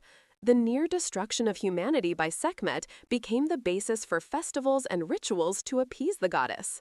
The Feast of Intoxication, or Festival of Drunkenness, was celebrated annually in honor of Hathor/Sekhmet, involving music, dancing, and copious consumption of beer. The festival commemorated Sekhmet's intoxication and transformation back into Hathor, symbolically reenacting the salvation of humanity.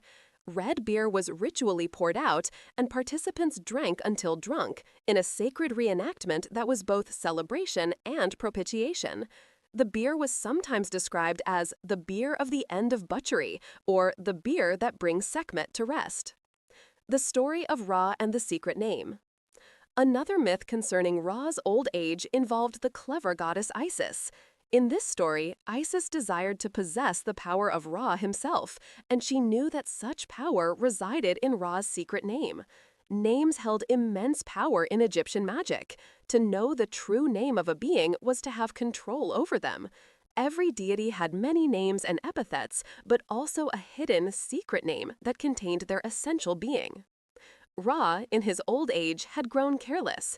One day, as he walked on earth, he drooled, and his divine spittle fell upon the ground. Isis, who was watching, quickly gathered some of the spittle and mixed it with earth, fashioning a serpent. This serpent was no ordinary snake, but a magical creature, infused with the very substance of Ra.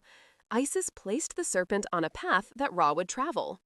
When Ra passed by with his entourage, the serpent bit him. Immediately, Ra cried out in pain, a pain unlike anything he had experienced before. The poison from the serpent, which was, in a sense, made from Ra's own essence, was burning through the sun god's divine body. He called to the other gods for help, but none could cure him. The poison was too powerful because it came from Ra himself. Isis approached Ra, feigning concern and offering to help. "Tell me your secret name, Great One," she said, "and I will use it to craft a spell to cure you." Ra, desperate and in agony, began listing his many names. "I am the maker of heaven and earth. I am the fashioner of the mountains. I am he who made the water. I am Khepri in the morning, Ra at noon, and Atum in the evening." But he did not speak his true secret name. Isis was not fooled. "You have not told me your real name," she said. "Without it, I cannot heal you." The poison continued to burn, and Ra's suffering grew unbearable. Finally, in his torment, Ra relented. He agreed to transfer his secret name to Isis, but only under the condition that she would then pass it to her son Horus, ensuring it remained within the divine family. Ra whispered his true name into Isis's ear. The text does not record this name, keeping it secret even from readers, and immediately Isis was able to craft a spell to cure the poison. Ra recovered, but Isis now possessed his magical power, a power she would later use to protect her son Horus and ensure his rightful place as king. This myth illustrates several Egyptian beliefs: the power of names and words in magic, the cleverness of Isis, who was regarded as the most skilled sorceress among the gods, and the theme of knowledge and power passing from one generation to the next. Ra, the elder, had to yield some of his power to the younger generation, represented by Isis and ultimately Horus, just as each generation must give way to the next. It also reinforced the idea that magic and knowledge, rather than brute force alone, were the keys to power, a very Egyptian concept. Osiris, Isis, and the betrayal of Set. With the sun god Ra having withdrawn to the heavens, rule of the world passed to Osiris, the first divine king to reign upon the earth. Osiris proved to be a wise and benevolent ruler, a culture hero who lifted humanity out of barbarism.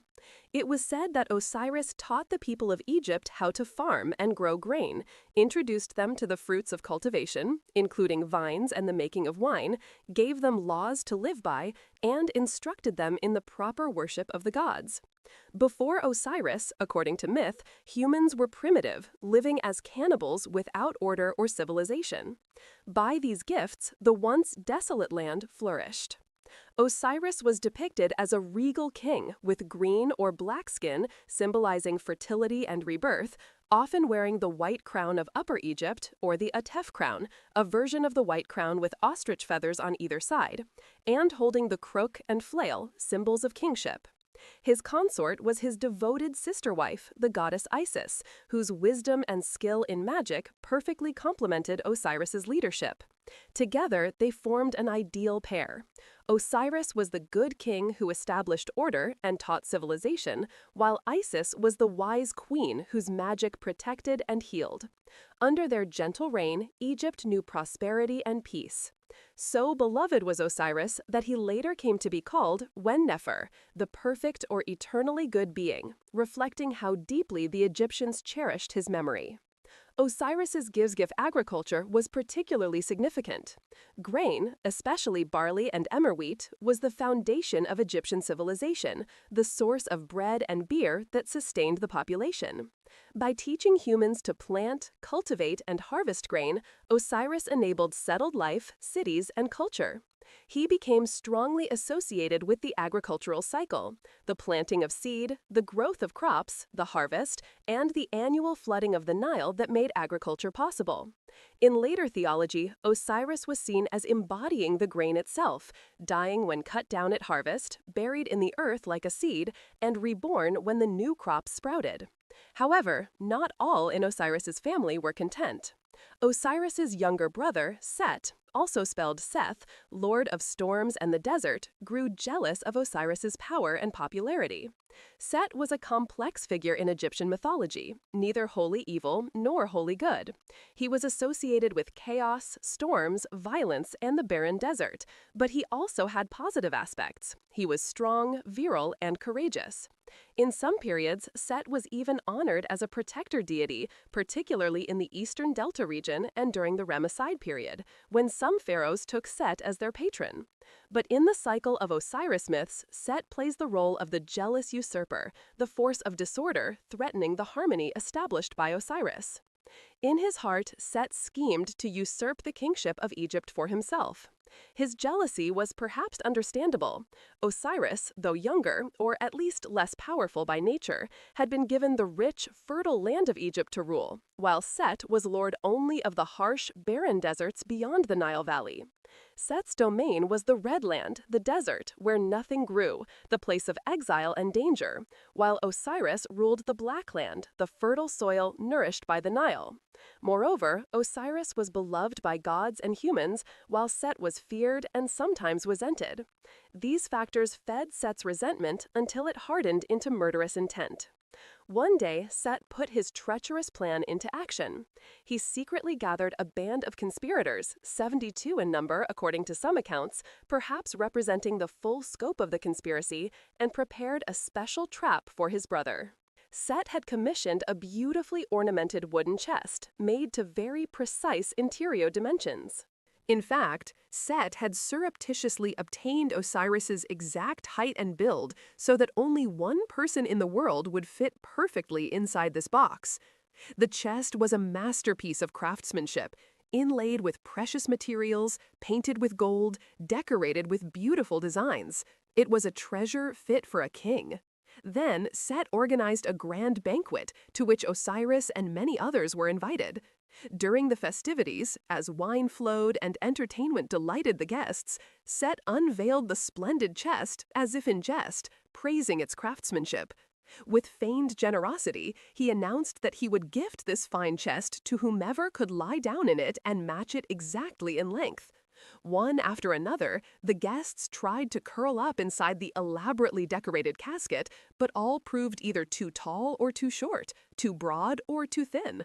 Some could barely fit their shoulders through the opening, others rattled around inside with space to spare.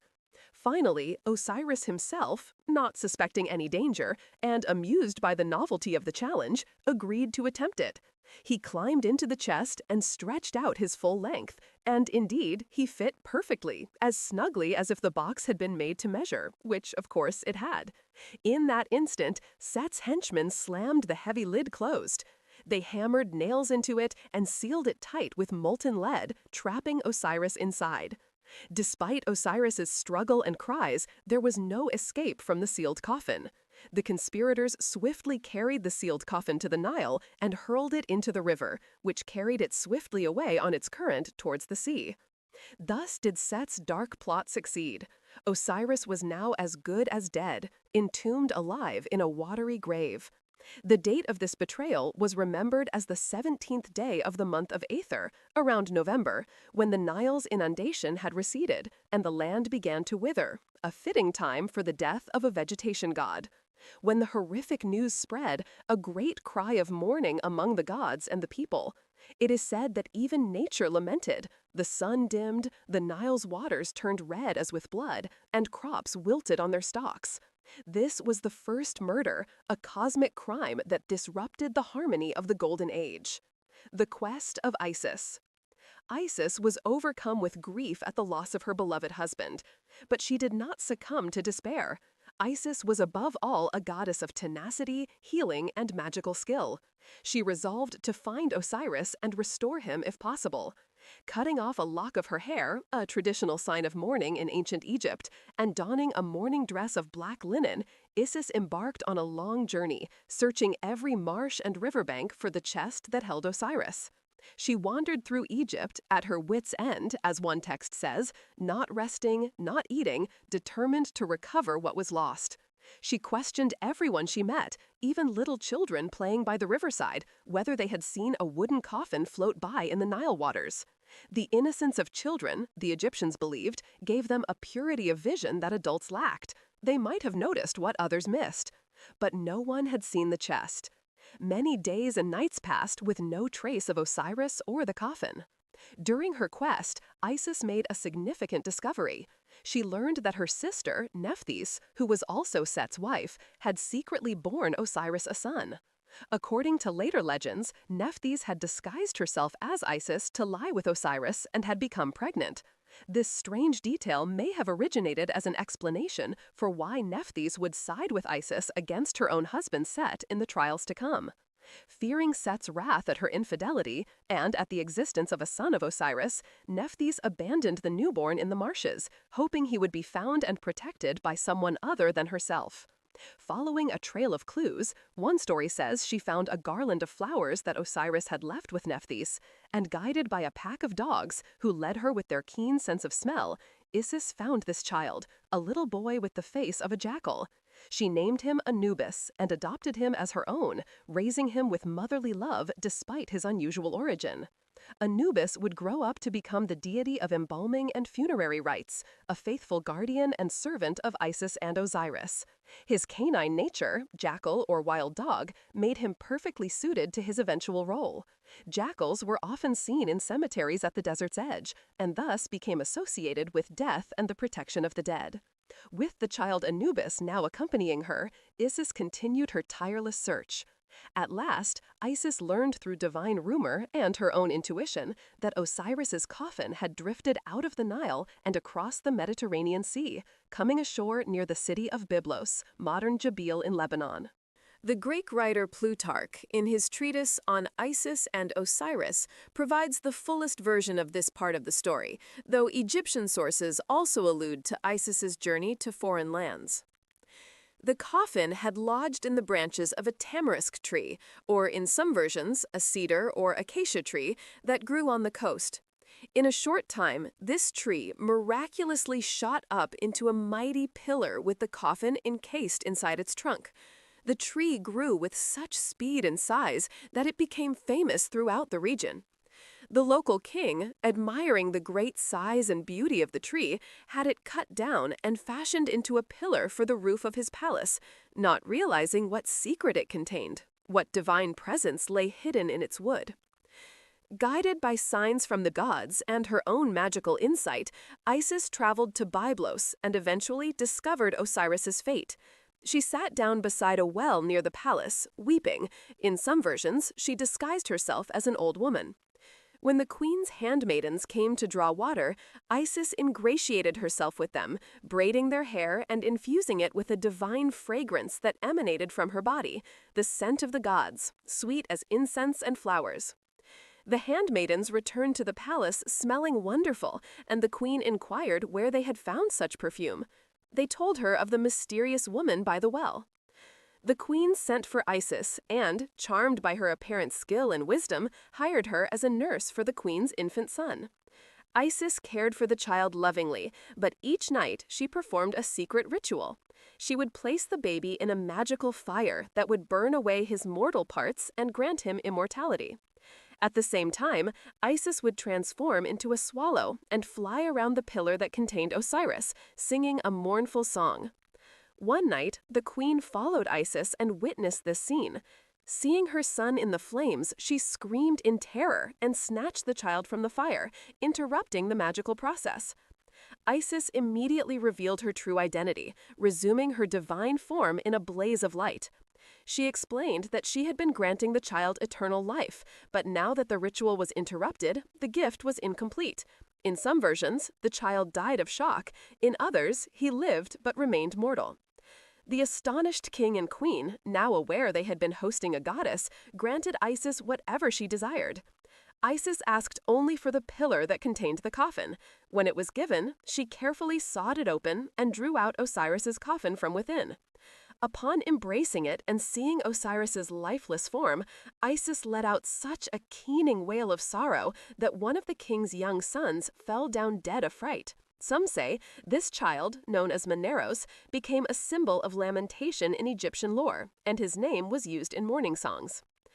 Isis took the remaining piece of the pillar, the wood that had surrounded the coffin, and wrapped it in linen, anointing it with oil. She gave it to the king and queen, saying it was holy. For centuries afterward, this piece of wood was preserved in a temple at Byblos and venerated as a sacred relic. Then, Isis returned to Egypt with Osiris's body, bringing it back home concealed in the reeds of the Nile Delta, to a hidden place where she could work her magic to restore him. The dismemberment and first mummification. Soon after her return, however, disaster struck again. Set himself happened upon Osiris's coffin during a nighttime hunting trip. It was the night of a full moon, and Set was out with his hounds hunting in the marshes. Set was patron of hunters and loved the chase, when he discovered the chest hidden among the papyrus reeds. Enraged that his brother's body had been recovered and that Isis had thwarted his plans, Set resolved to destroy Osiris utterly this time, in a way that would make restoration impossible. He tore open the coffin, seized Osiris's corpse, and ripped it into pieces, 14 parts, or in some versions 16, which he scattered up and down the length of Egypt from the delta to the southern frontier. In some versions, Set cast the dismembered pieces into the Nile to be eaten by fishes so that they could never be reassembled. This second crime was even more terrible than the first. Not only was Osiris killed, but his body was desecrated, scattered, and defiled. In Egyptian belief, the integrity of the body was essential for resurrection in the afterlife. Without a whole body properly preserved, the spirit would have no home and could not achieve eternal life. Set seemed to have ensured Osiris's permanent destruction. When Isis returned and learned of this second outrage, her mourning was said to be more bitter than ever, yet she did not give up. Her determination was absolute. With grim resolve, Isis and her sister Nephthys, who had now joined Isis's cause, turning against her husband Set, set out to gather the fragments of Osiris's body. They traveled the Nile Valley from one end to the other, searching for every limb and organ, combing through marshes, fields, and wastelands. Each time they found a piece of Osiris, Isis carefully wrapped it in linen and performed the proper funerary rites, preparing that fragment for eventual resurrection. Because of this, later legend held that many different places in Egypt claimed to have a tomb of Osiris, since Isis held a funerary ceremony for each part of the god in each location where she found one. These became sacred sites, pilgrimage destinations where people would go to honor Osiris. The most important of these sites was Abydos in Upper Egypt, which was believed to contain Osiris's head, or in some traditions, his entire reconstituted body, and became the most sacred cemetery in Egypt. Every pious Egyptian hoped to be buried at Abydos, or at least to make a pilgrimage there during life. And those who couldn't be buried there would erect a cenotes, a symbolic tomb at Abydos, so their spirit could be near Osiris. In the end, Isis succeeded in recovering all but one piece of Osiris. The only part she failed to retrieve was the god's phallus, which had been thrown into the Nile and swallowed by fish, particularly the oxyrhynchus fish, the Nile carp, and the phagris, fish which Egyptians thereafter considered taboo to eat in many regions, as they had consumed the god's member. Undeterred, Isis fashioned a substitute phallus for Osiris using her magic, molding it from clay or gold and attaching it to his reconstituted body. In this way, even though the original was lost, Osiris could be made whole again. Now, with the help of her adopted son Anubis, who had a special gift for working with the dead, perhaps a talent inherited from his parentage, Isis attempted a wondrous feat, the first mummification. Up to this time, death had been final. No corpse had ever been restored to life or prepared for eternity. This was not merely wrapping the body in linen. Anubis, in his wisdom, knew the body must be purified and preserved to last for eternity, to serve as a vessel for the Ka and a home for the Ba. He performed the first embalming, carefully removing the internal organs which would cause decay if left in the body. These precious organs, the liver, lungs, stomach, and intestines, were themselves preserved, blessed, and placed into 4 special vessels, the canopic jars. Each jar was protected by one of the 4 divine sons of Horus, who would guard them forever. Imseti, human-headed, guarding the liver; Hapi, baboon-headed, guarding the lungs; Duamutef, jackal-headed, guarding the stomach; and Kabesen-Nuef, falcon-headed, guarding the intestines. These 4 sons also had a cosmic role, associated with the 4 cardinal directions and the 4 pillars of heaven. The heart, however, was left in the body, for Anubis knew it was the seat of the soul, the organ of thought and emotion, and would be needed for the final judgment in the afterlife.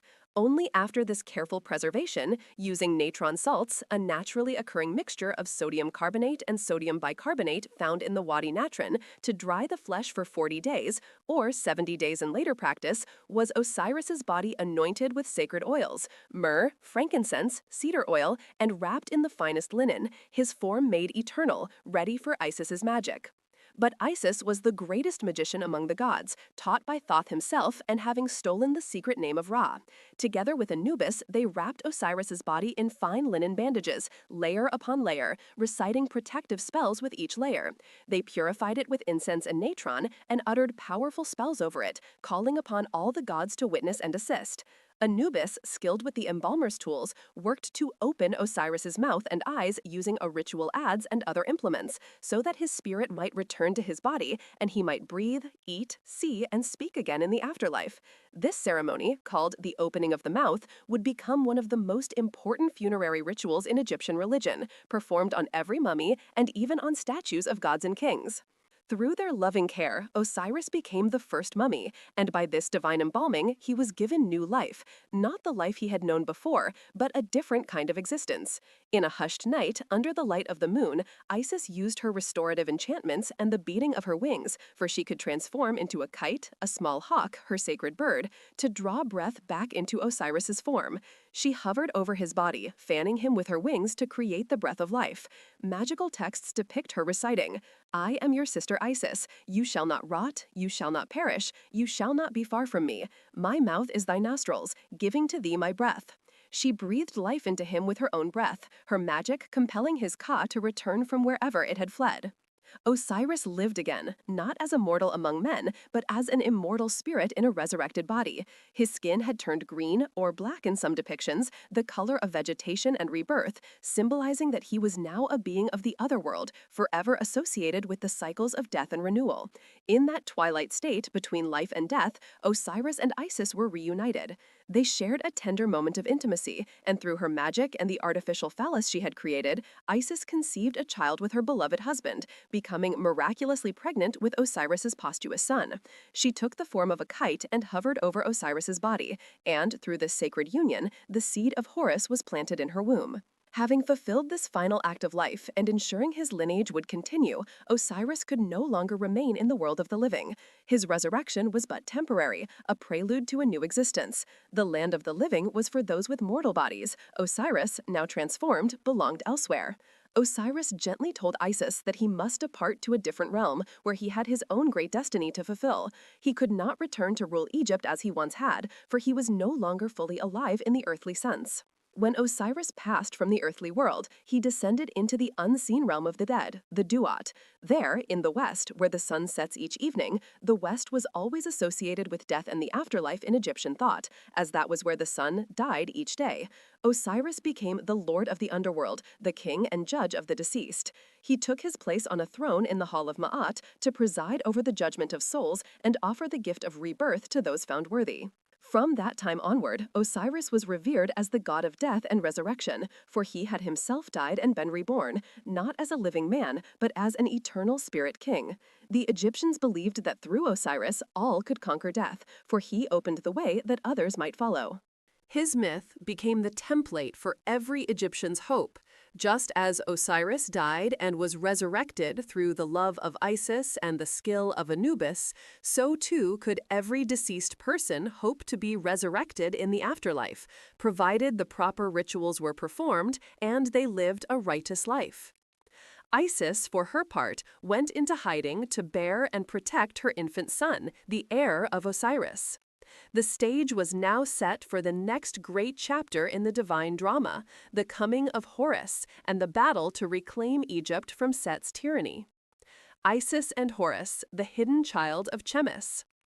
Isis gave birth to her son Horus in the papyrus swamps of the Nile Delta, in a secluded place called Chemis, or Chemis, possibly located on an island in the marshes.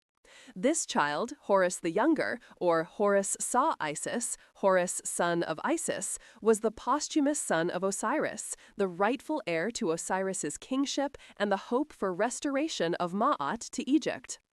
Knowing that Set, who had now usurped the throne, would seek to destroy any rival, Isis kept baby Horus hidden among the marshes for his safety.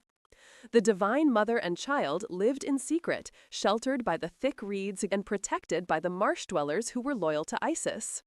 The papyrus swamps of the delta were a liminal space, neither fully land nor fully water, neither civilization nor wilderness, making them the perfect hiding place where Set's power was diminished and Isis's magic could flourish. The vegetation was so thick that even Set's keen eye could not penetrate it. Isis used all her wit and magic to protect Horus. She summoned snakes and scorpions as guardians, creatures of the marshland that would attack any intruder. She invoked the power of the sun and moon to hide their refuge, and she sang lullabies imbued with protective spells over the infant. At times, danger encroached. In later folktales and magical texts, it is said that Set sent scorpions to kill the child, or that Horus was bitten by a snake while Isis was away gathering food. One famous magical text, preserved on the Metternich stela and other healing stelae, tells how young Horus was stung by a scorpion and lay dying. Isis returned to find her child convulsing, foam at his mouth, his body cold. She cried out to the heavens for help, and her wail was so terrible that the sun boat of Ra stopped in its tracks. The god Thoth, ibis-headed lord of wisdom and magic, descended from Ra's boat and came to Isis's aid. Using his vast knowledge of spells, Thoth recited incantations over the child, commanding the poison to leave Horus's body. "Flow out, poison. I am Thoth, the son of Ra. The poison is destroyed." The magic worked, and Horus recovered. This text became a powerful healing spell, and stelae inscribed with it, showing Horus as a child standing on crocodiles and holding snakes, called Sippi or Horus on the crocodiles, were used throughout Egyptian history as protective amulets and healing tools. Water poured over the stela would absorb its magical power and could then be drunk by the sick to cure them. Thus, Horus grew up quietly in the wetlands, nursing at Isis's breast, hunting birds and fishing under the watchful eyes of marsh spirits. He learned the virtues of truth and honor from his wise mother, who told him stories of his father Osiris and the kingship that was his birthright. Though he was a divine falcon by nature, Horus means the distant one or the high one, referring to the falcon soaring in the sky. Isis did not let Horus rush into confrontation. She knew Set was powerful and violent, and that her son needed to grow strong and wise before challenging his uncle. She bided her time, raising Horus in secret, teaching him, training him, and preparing him for his eventual destiny. In Egyptian art, the young Horus, called Harpocrates by the Greeks, from Egyptian Harpokhered, Horus the child, was often depicted as a nude child with the sidelock of youth, a hairstyle worn by Egyptian children, sitting on his mother's lap or holding a finger to his lips. A gesture that the Greeks misinterpreted as a sign of silence or secrecy, but which was actually the hieroglyphic determinative for child. Isis nursing Horus became one of the most popular images in Egyptian religion and art, a powerful symbol of maternal love, divine protection, and the hope for renewal. Many scholars see in this imagery a precursor to later Christian iconography of the Madonna and Child. Only when Horus had come of age, had grown into a strong young god, skilled in warfare and governance, did Isis present her son to the world as Osiris's legitimate heir. The boy who had once been depicted as a vulnerable child with a finger held to his lips was now a mighty warrior god, a falcon-headed youth with the strength to face Set and reclaim his father's throne. Horus the Avenger and the contendings of Horus and Set. When Horus reached adulthood, the time arrived to challenge Set and redeem his father's legacy. The conflict between Horus and Set became the most famous rivalry in Egyptian mythology, a series of dramatic contests often called the Contendings of Horus and Set, preserved most completely in a New Kingdom papyrus, the Chester Beatty Papyrus I, that tells the story with surprising humor and earthiness alongside its cosmic significance. The two gods disputed the rule of Egypt before the divine tribunal, each insisting on his right to the throne. The rest of the gods assembled to judge the matter, meeting in various locations, sometimes in the broad hall of the chief god, sometimes on the island in the midst, a mythical island in the primeval waters where judgment could be rendered impartially. At times, the sun god Ra-Horakhti himself presided over the court. At other times, the gods sought wisdom from elder deities like Thoth, the wise mediator, or even the primordial goddess Neith of Sais, the mother of Ra and one of the most ancient deities. Yet the case was not straightforward, for Set argued that as Osiris's brother and as a powerful, proven force, he had earned the right to kingship. He pointed to his own strength. He was the mightiest of warriors, the defender of Ra's sunboat against the serpent Apophis every night. Without Set's power, he claimed, the sun would be devoured and the world would end in chaos.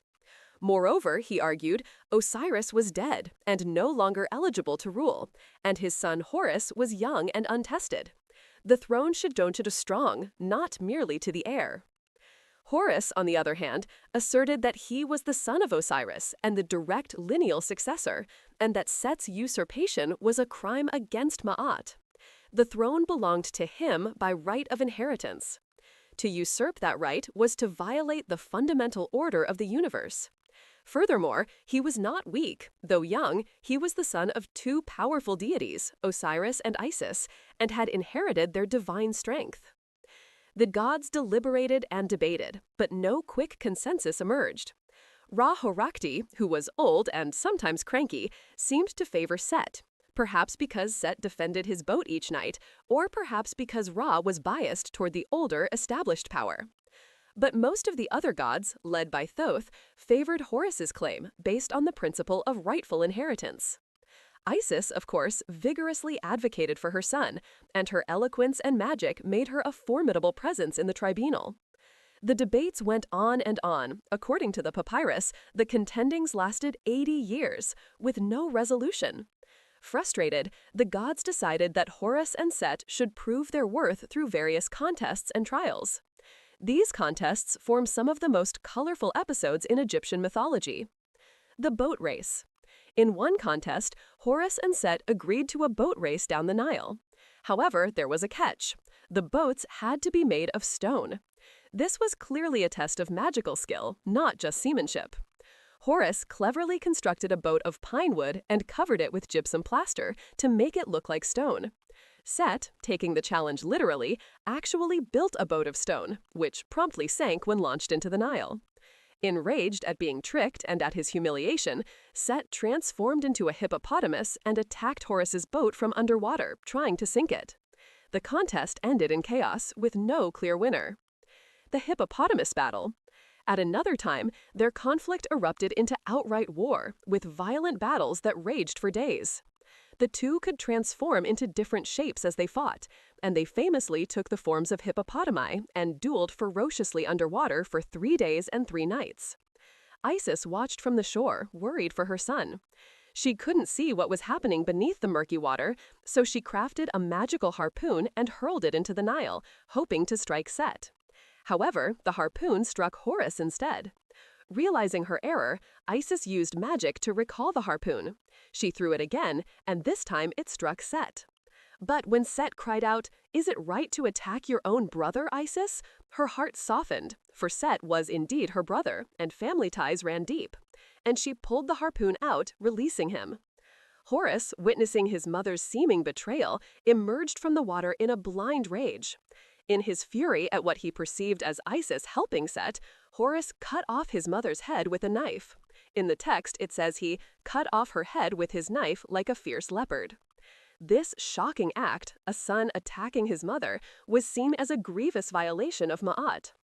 Horus fled into the desert mountains, carrying his mother's head, pursued by the wrath of the gods.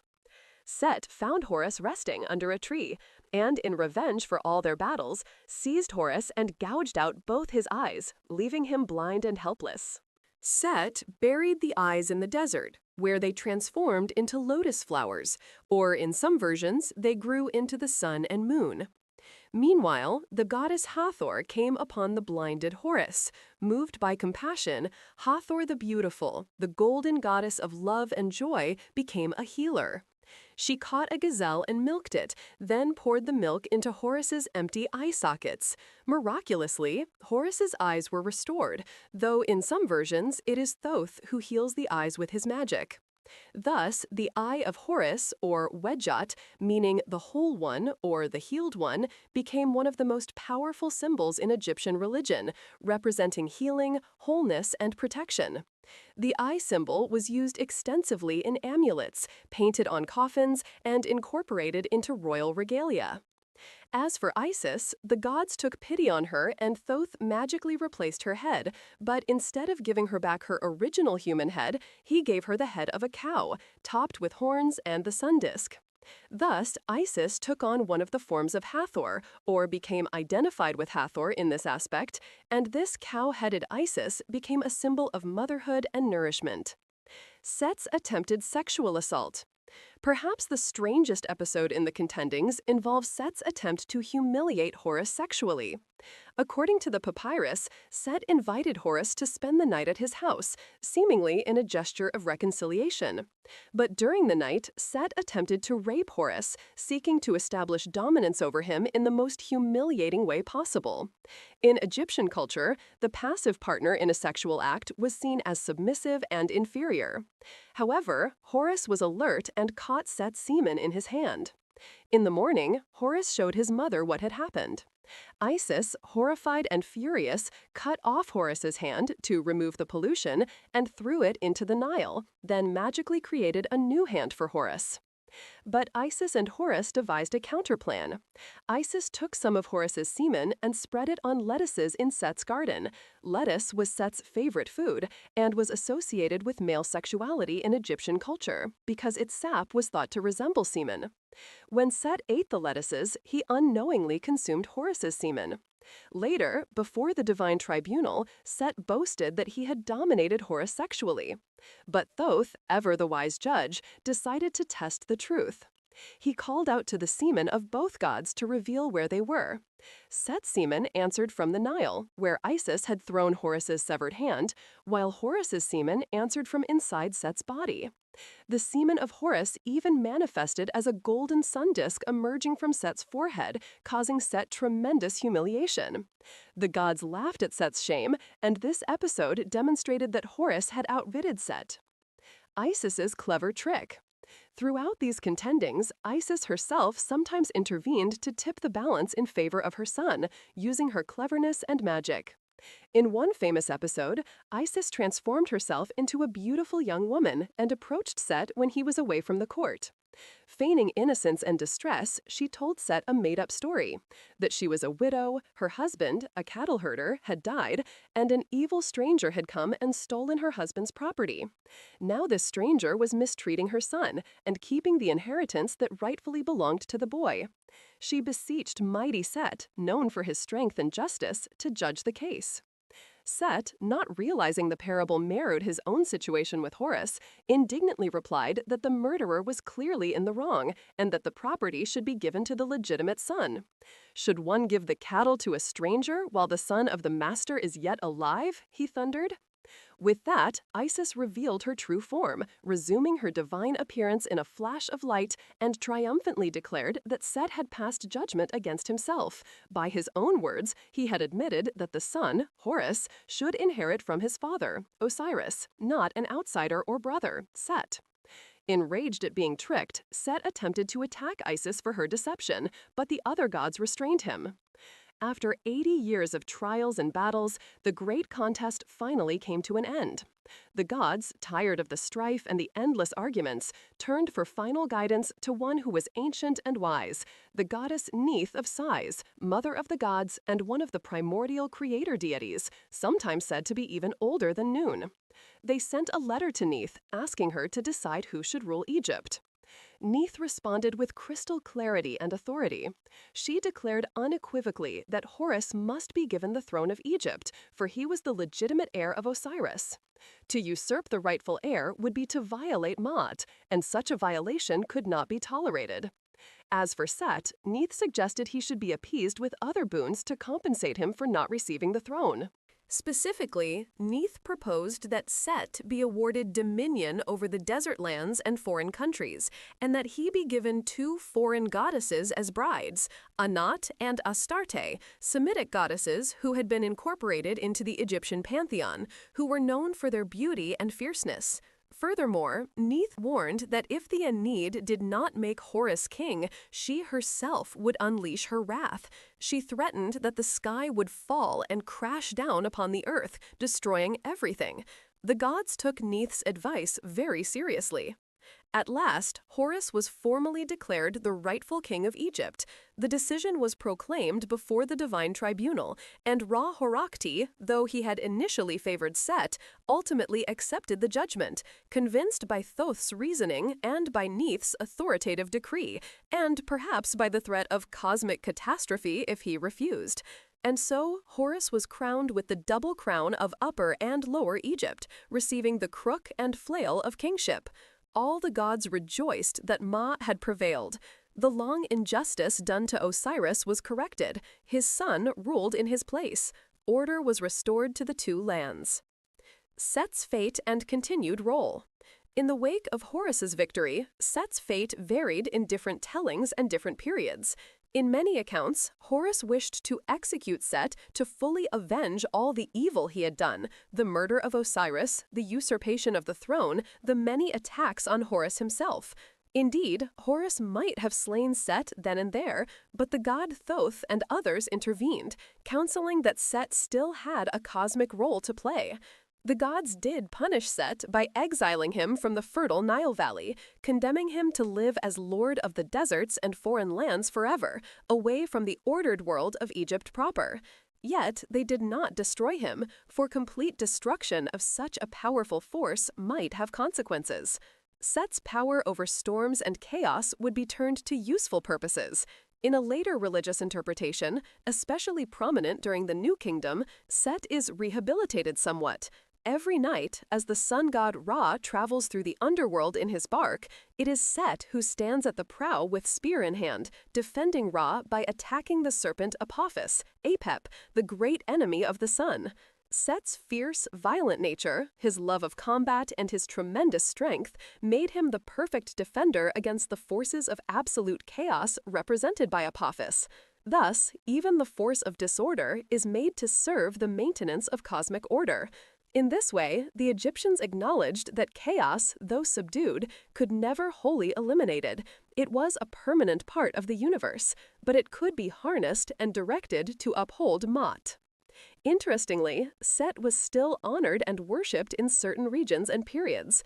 The Ramesside pharaohs, 19th and 20th dynasties, particularly honored Set. Seti I's very name means man of Set, and Ramesses II had Set as one of his patron deities. In the eastern delta, where Set had ancient cult centers, he remained a popular god.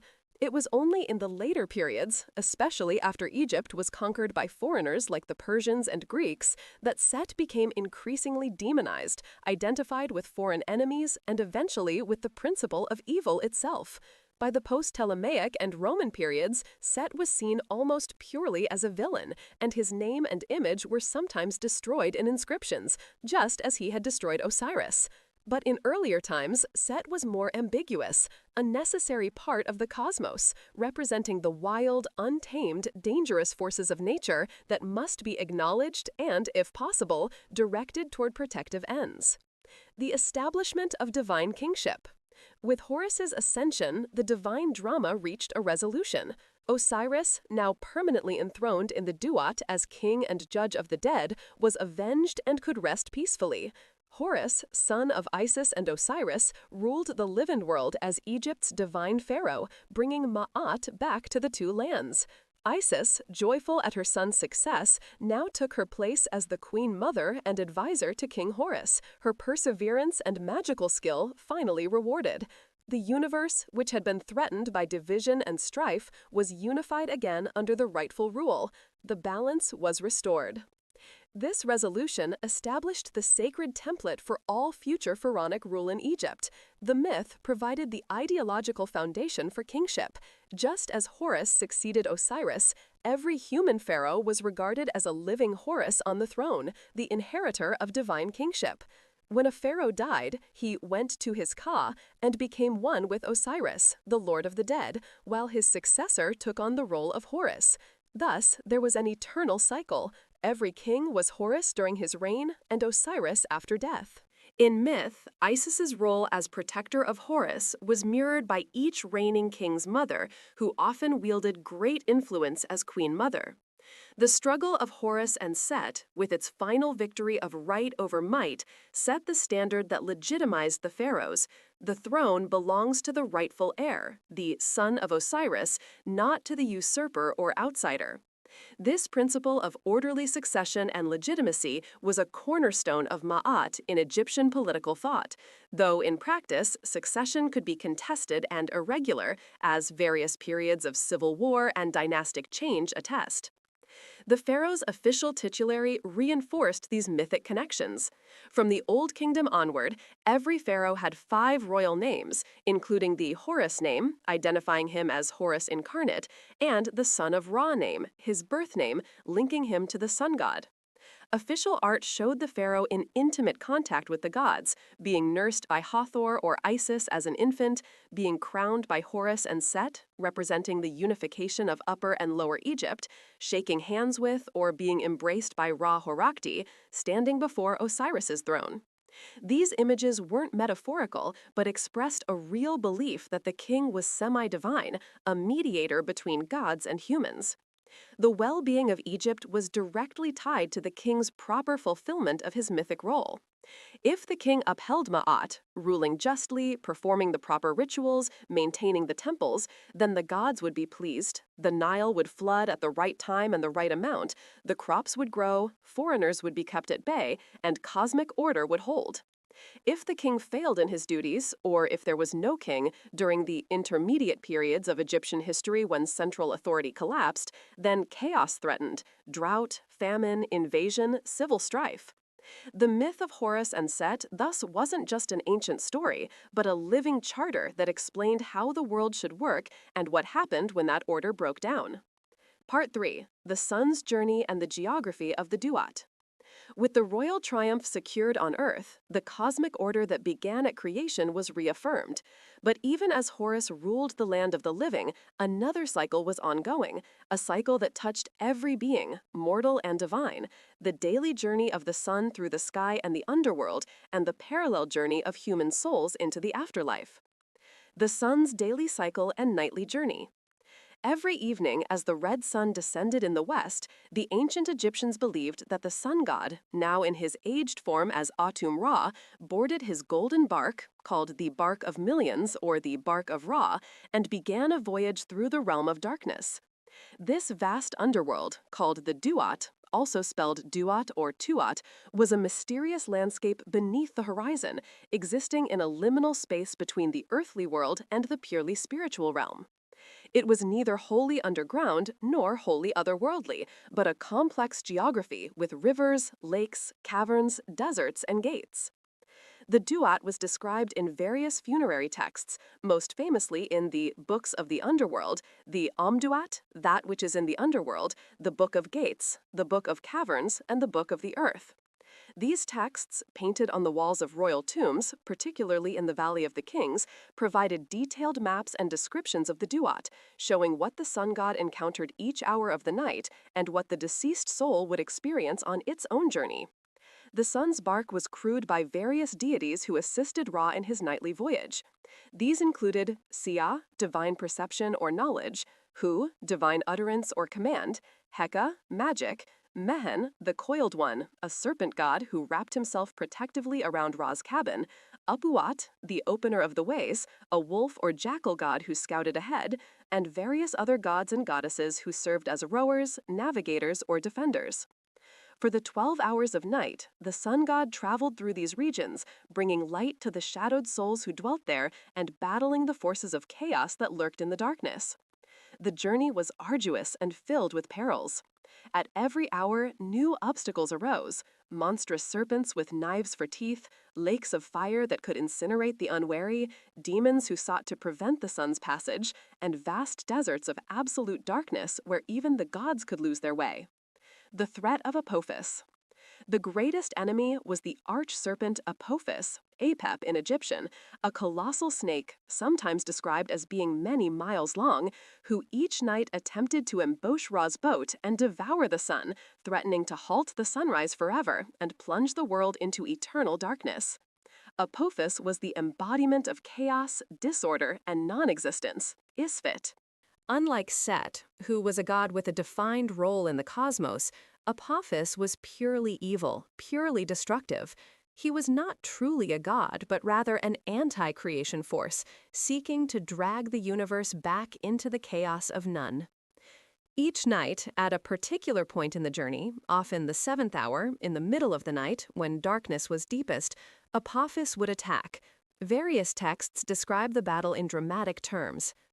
In some versions, Apophis would drink all the water from the underworld river, causing Ra's bark to run aground in the dry riverbed, stranded and vulnerable. In others, Apophis coiled himself around the bark, his massive body constricting the boat, trying to crush it and its divine passengers. Sometimes Apophis used his hypnotic gaze to paralyze the gods, or breathed fire and darkness to extinguish Ra's light. But Ra was not defenseless. He had strong allies on his boat. The great serpent Mehen, the coiled one, would uncoil himself from around Ra's cabin and engage Apophis directly, serpent against serpent. Isis and Nephthys would stand at the prow and stern, reciting powerful magical spells to bind Apophis and weaken him. Set, the god of storms and violence, now redeemed after his defeat by Horus, stood at the prow of Ra's bark as the primary defender, wielding his great spear. With tremendous force, Set would thrust his spear into Apophis's body again and again, driving the serpent back. The texts describe how Set would pierce Apophis, and the serpent would vomit up the water he had swallowed, allowing the bark to float free again. Other gods would join the attack, shooting arrows into Apophis or binding him with ropes and nets. Sometimes the deceased souls of righteous humans who had passed the judgment would assist in the battle, hacking at Apophis with knives.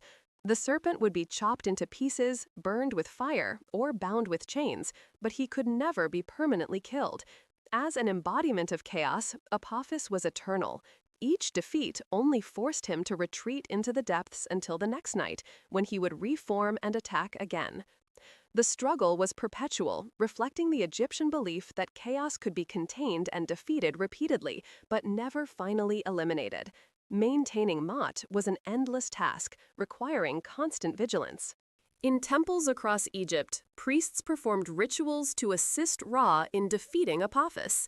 These rituals involved making wax figurines of the serpent and then destroying them, stabbing them, cutting them into pieces, burning them, while reciting curses and spells against Apophis. These were acts of sympathetic magic, intended to weaken Apophis and support Ra's victory. The daily temple rituals weren't just for show, they were seen as essential to maintaining cosmic order, helping ensure the sun would rise the next morning. The 12 hours of night. As the hours of night progressed, Ra's bark passed through 12 distinct regions or hours, each with its own landscape and inhabitants. These we described in elaborate detail in funerary texts such as the Amduat and the Book of Gates, which served as guidebooks not just for Ra, but also for the deceased who hoped to follow in his path. First hour. The bark enters the Duat through a gateway in the western horizon. The landscape here is still relatively familiar, with rivers and fields, though everything is in twilight. The deceased souls who have just died arrive here and begin their journey. Guardian deities check each soul's credentials. Do they know the proper spells? Have they been properly buried? Before allowing them to proceed deeper into the Duat. Second and third hours. The bark travels through the waters of Osiris, agricultural fields, the field of offerings, where blessed souls labor happily. The waters are life-giving, and fish swim through celestial streams. Here dwell souls who have passed judgment and are enjoying a preview of their eternal reward. Ra blesses them as he passes, ensuring their crops grow tall. Fourth and fifth hours. The path becomes more difficult. The bark must pass through a region called the Difficult Waterway, or Land of Sokar, Sokar being an ancient falcon god of the dead, sometimes identified with Osiris. This is a place of deep caves and absolute darkness. The river dries up entirely, and the bark must be dragged over land or magically lifted over obstacles. Giant snakes and monsters lurk here. This is often where Apophis makes his primary attack. The gods must use all their power to navigate this region safely. Sixth hour. The deepest point of the underworld, the ultimate nadir. Here, in a cavern of profound stillness called the Cavern of Sokar, or the Secret Place, Ra encounters Osiris. The sun god and the lord of the dead are united in a mystical fusion. The ancient texts describe it as Ra entering into Osiris's embrace, or Ra illuminating Osiris who lies in his secret chamber. In this union, they exchange their powers. Ra gives Osiris the light and energy needed for the regeneration of the dead, and Osiris gives Ra the regenerative vitality needed to be reborn at dawn. One text from the tomb of Seti I says, "This great god rests in Osiris, and Osiris rests in this great god. They speak to one another, and Ra joins with Osiris." Another text describes it more abstractly. Ra enters into Osiris, and Osiris enters into Ra. To the Egyptian mind, this meant that the cycles of day-night and life-death were intimately linked. Without Osiris's renewing touch at midnight, the sun might not rise again. Without the sun's light, Osiris could not offer resurrection to souls. This was the moment of deepest darkness, but also the moment of transformation, where death becomes the seed of new life. Seventh hour. Having been rejuvenated by the union with Osiris, Ra's bark emerges from the cavern and continues. Here, the enemies of Ra face judgment. The gods bind and punish the wicked, those who broke Ma'at in life, casting them into pits of fire or ordering demons to torture them. Fiery serpents breathe flames onto the damned. This region shows that the afterlife was not universally blissful. Those who had been found wanting faced terrible fates. 8th through 10th hours. The bark continues through various regions, halls of the gods, lakes of fire, islands where different classes of the dead dwell. At each stage, Ra's light revitalizes the souls, calling out to them and bringing them back to consciousness. Awake, you who are in the Duat, Ra comes to see you.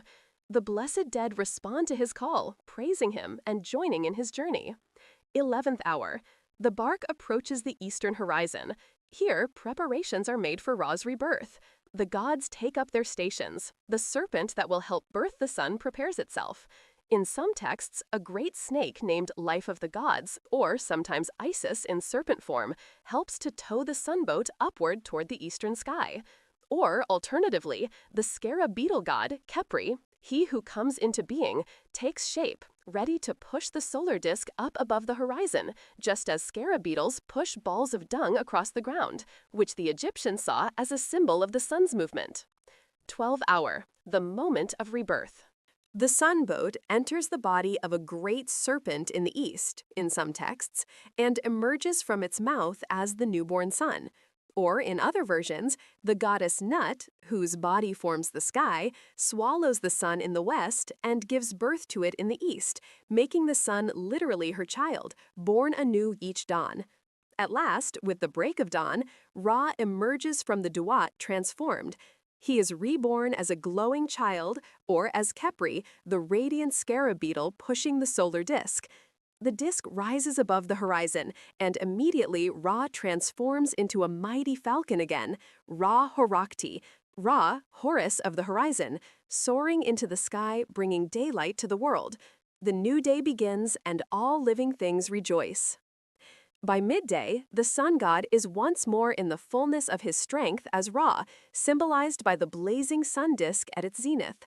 By sunset, he ages into Autumn, an old man who has completed his daily cycle and is ready to disappear into the west and begin the cycle anew. The whole process, repeated every single day for millions of years, demonstrated the eternal nature of Ma'at. Despite temporary setbacks, the darkness of night, the threat of Apophis, order and life would always prevail over chaos and death. To the Egyptians, this diurnal cycle was proof that creation was not a one-time event, but an ongoing process. The sun's journey through the Duat also provided a model for human souls making their own passage through the afterlife. Just as Ra overcame obstacles and joined with Osiris to be reborn, so did each deceased person hope to overcome trials, unite with Osiris and the sun, and achieve their own rebirth in the field of reeds. The Egyptians made extensive preparations to equip souls for this journey, in the form of spells, maps, and rituals that we collectively called the Book of the Dead and related funerary texts. More deities of death and the afterlife. The Egyptian pantheon included numerous deities associated with death, burial, and the afterlife, each with specific roles. Anubis, Inpu or Ampu in Egyptian, the jackal-headed god of mummification and cemeteries. As we've seen, he was said to be the illegitimate son of Osiris and Nephthys, adopted by Isis. Anubis presided over the embalming process and was the guardian of tombs.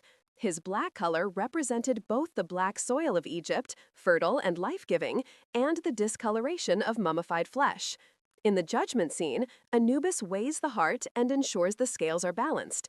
He was often depicted lying atop a shrine or chest, representing his guardianship of the deceased, or kneeling beside the scales of judgment.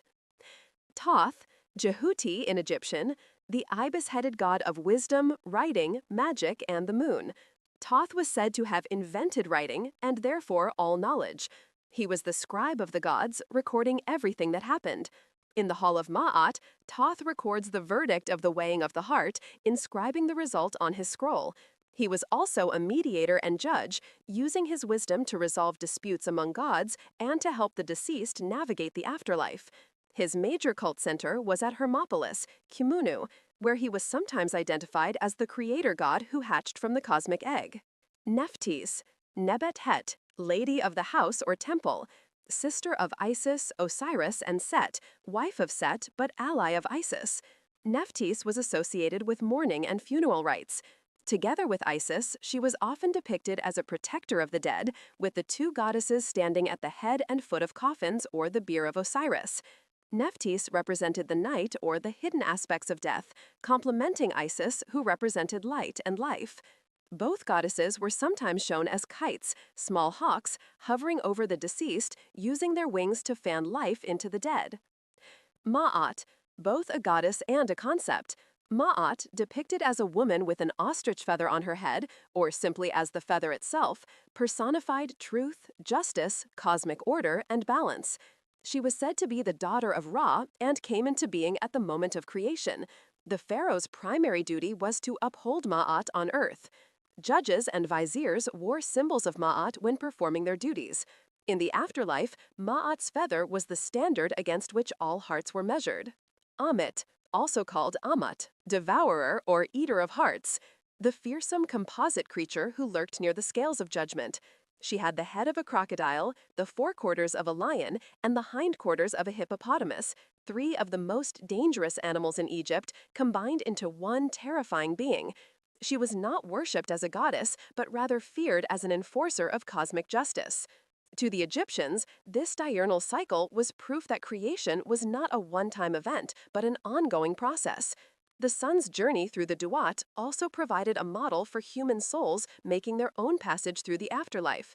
Just as Ra overcame obstacles and joined with Osiris to be reborn, so did each deceased person hope to overcome trials, unite with Osiris and the sun, and achieve their own rebirth in the field of reeds. The Egyptians made extensive preparations to equip souls for this journey, in the form of spells, maps, and rituals that we collectively called the Book of the Dead and related funerary texts. The four sons of Horus: Imseti, Hapi, Duamutef, Kebehesenuef. These deities protected the internal organs stored in canopic jars. Imseti, human-headed, guarded the liver. Hapi, baboon-headed, guarded the lungs. Duamutef, jackal-headed, guarded the stomach. And Kebehesenuef, falcon-headed, guarded the intestines. Each was associated with a cardinal direction and was protected by a goddess. Imseti by Isis, Hapi by Nephthys, Duamutef by Neith, and Kebehesenuef by Serket. Wepwawet, Upuwaut, opener of the ways. A wolf or jackal god who preceded the king in battle and opened the roads for both the living and the dead. He was a psychopump, guiding souls through the Duat and helping them find their way. His cult center was at Asiut in Middle Egypt. Serket, Selket, she who causes the throat to breathe. A scorpion goddess who protected against venomous stings and bites. She was one of the goddesses who protected Osiris and guarded canopic jars. Serket was invoked in healing spells and was associated with medicine. Nekbet and Wadjet, the vulture goddess of Upper Egypt and the cobra goddess of Lower Egypt, respectively. Together, they symbolized the unification of Egypt and were protective deities. Nekbet was associated with birth and childbirth. Vultures were thought to be devoted mothers, while Wadjet was a fierce protector who could spit fire at enemies. Part 4. The Human Journey Through Death. We now turn to the human side of the underworld journey, the path that each soul must travel after death, culminating in the Great Judgment in the Hall of Ma'at. The Egyptian concept of the soul. The ancient Egyptians had a sophisticated understanding of human nature, conceiving the person as composed of multiple souls or spirit components. To the Egyptian mind, a human being was not a simple unity of body and soul, but rather a complex assemblage of various elements, each with its own nature and destiny. The body, Kat or Ha, the physical form which had to be preserved through mummification to serve as a home for the spiritual components. Without a preserved body, the other elements had no anchor in the physical world. The Ka. Perhaps the most important spiritual element, the Ka was one's life force or vital essence, a sort of spiritual double or twin created by the god Khnum at the moment of birth. Every person, god, and even some objects had a Ka. The Ka was what made something alive and animated. It was the divine spark. When a person died, the Ka separated from the body, but remained closely connected to it, dwelling in the tomb. The Ka needed sustenance, which is why food and drink offerings were left in tombs, either physical offerings that the Ka consumed spiritually or representations in art that the Ka could magically access. The hieroglyph for Ka was two upraised arms, possibly representing an embrace or receiving. Royal Ka was particularly powerful and was associated with kingship itself. The Ba. The Ba was more like one's personality, individuality, or mobility, the aspects that made each person unique. It was often depicted as a human-headed bird, usually a falcon with a human head, that could flutter between the worlds, leaving the tomb to revisit the places the deceased had loved in life, then returning to the body at night. The Ba was what allowed the deceased to have freedom of movement in the afterlife. It could travel with Ra in his sunboat or enjoy the pleasures of the field of reeds. The Ba was closely connected to consciousness and could experience sensations. The Ak, sometimes spelled Aku, affective spirit or transfigured spirit. This was not present at birth, but was created after death if the deceased successfully passed through the trials of the afterlife. When the Ka and Ba reunited and were properly transfigured through funerary rites and judgment, they formed an Ak, a glorified, effective spirit that had power and freedom in the afterlife. The Ak could shine among the stars, travel with the gods, and intervene in the world of the living. Becoming an Ak was the ultimate goal of the funerary process. The name, Ren. A person's name was a vital part of their identity. To erase someone's name was to threaten their very existence, which is why damnatio memoria, the destruction of names and images, was such a terrible curse. Conversely, speaking the name of the deceased kept them alive. This is why tomb inscriptions often included the phrase, "May his or her name live," or "Speak my name and I shall live." The shadow, Shut. The shadow was a mysterious element, perhaps representing the dark or hidden aspects of the person. The shadow had some autonomy and could be separated from the person. It was associated with protection and could act as a guardian. The heart, Ib. Unlike in modern Western thought, where the brain is the seat of consciousness, Egyptians believed the heart was the seat of thought, emotion, memory, and will. The heart recorded everything a person did and thought throughout their life, which is why it was weighed in the judgment. The heart was the only organ left in the body during mummification, or if removed accidentally, it was placed back, because it was essential for the afterlife. Death and burial practices. When an Egyptian died, an elaborate series of rituals began to prepare them for the afterlife. The process varied depending on the person's wealth and status, but the basic elements were consistent. Mourning. Immediately after death, professional female mourners, often including family members, would wail and lament, tearing their clothes, throwing dust on their heads, and sometimes striking their breasts. This public mourning was not just for emotional expression, but was believed to help the deceased spirit hear the grief and know they were valued. The mourning cries mimicked those of Isis and Nephthys for Osiris. Purification. The body was washed and purified, beginning the process of transformation from a mere corpse to a sacred vessel. Mummification. The body was taken to the Per Nefer, House of Beauty, or Purification House, where specialized embalmers worked. The chief embalmer often wore a mask of Anubis, ritually becoming the god during the process. The procedure took 70 days and involved 1. Removal of internal organs through an incision in the left side. The brain was extracted through the nose using a long hook and was discarded, as Egyptians didn't recognize its importance. The organs were placed in canopic jars after being preserved. 2. The body was packed and covered with natron salt from Wadi Natron, which dried out all moisture over 40 days. 3.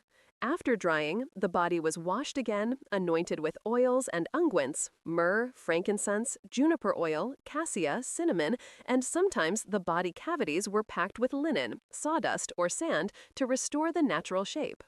4. The body was wrapped in hundreds of yards of linen bandages, with amulets and protective charms placed between the layers. Each finger and toe might be wrapped individually, then the limbs, then the torso, finally the head, with the face sometimes covered by a portrait mask. The wrapping could take 15 days. 5. A funerary mask was placed over the head. For wealthy individuals, this might be made of gold or cartonnage, painted plaster, depicting the deceased's idealized face or the face of a god. 6. The wrapped mummy was placed in a coffin or nested series of coffins, which was decorated with protective spells and images of gods. The funeral procession. On the day of burial, a great procession carried the mummy to the tomb. The coffin was dragged on a sledge, drawn by oxen. Priests led the way, burning incense and chanting. Professional mourners followed, wailing. The procession would stop at various points for rituals. Opening of the mouth ceremony. This crucial ritual was performed at the tomb entrance just before sealing the mummy inside. The ceremony involved touching various parts of the mummy, or a statue of the deceased, with ritual tools, including an adze, a peshesh kef knife, and other implements, while reciting spells. This ceremony opened the mouth, eyes, ears, and nose of the deceased, symbolically restoring their senses so they could eat, see, hear, breathe, and speak in the afterlife. It reenacted what Anubis and Horus had done for Osiris. Burial. Finally, the mummy was placed in the burial chamber of the tomb along with grave goods, food, drink, furniture, clothing, jewelry, servant statues, ushapti, and most importantly, texts to guide them in the afterlife, Book of the Dead scrolls, or texts painted on the coffin or tomb walls. The tomb was sealed and prayers were spoken to protect it. Continued offerings. The deceased's family, or priests paid to maintain the tomb, would make regular offerings at the tomb chapel, providing food and drink for the ka and reciting prayers to keep the deceased's name alive. Funerary texts, pyramid texts, coffin texts, and the Book of the Dead. The Egyptians left 3 major collections of funerary literature, each building on the previous. Pyramid texts. C. 2400 to 2300 BCE. The oldest religious texts in the world, these spells were carved into the walls of the burial chambers and passages of Old Kingdom pyramids, particularly those of the 5th and 6th dynasty pharaohs, starting with Unas. Written in hieroglyphs painted in green or blue, the colors of vegetation and rebirth, the pyramid texts contained about 700 spells intended to protect the deceased pharaoh and help him ascend to the heavens to join with the gods. Many spells describe the king climbing a ladder to heaven, flying up as a bird, or being ferried across the sky. The focus was on the king's solar and stellar destiny, becoming one with Ra or dwelling among the circumpolar stars, the imperishable ones that never set below the horizon. Coffin texts, c. 2100 to 1800 BCE. During the Middle Kingdom, funerary texts became democratized. They were no longer exclusively for kings, but were adapted for non-royal elites. The coffin texts, so called because they were written on the interior of wooden coffins, giving the deceased a house of protective spells, expanded on the pyramid texts, adding about 1,185 spells total.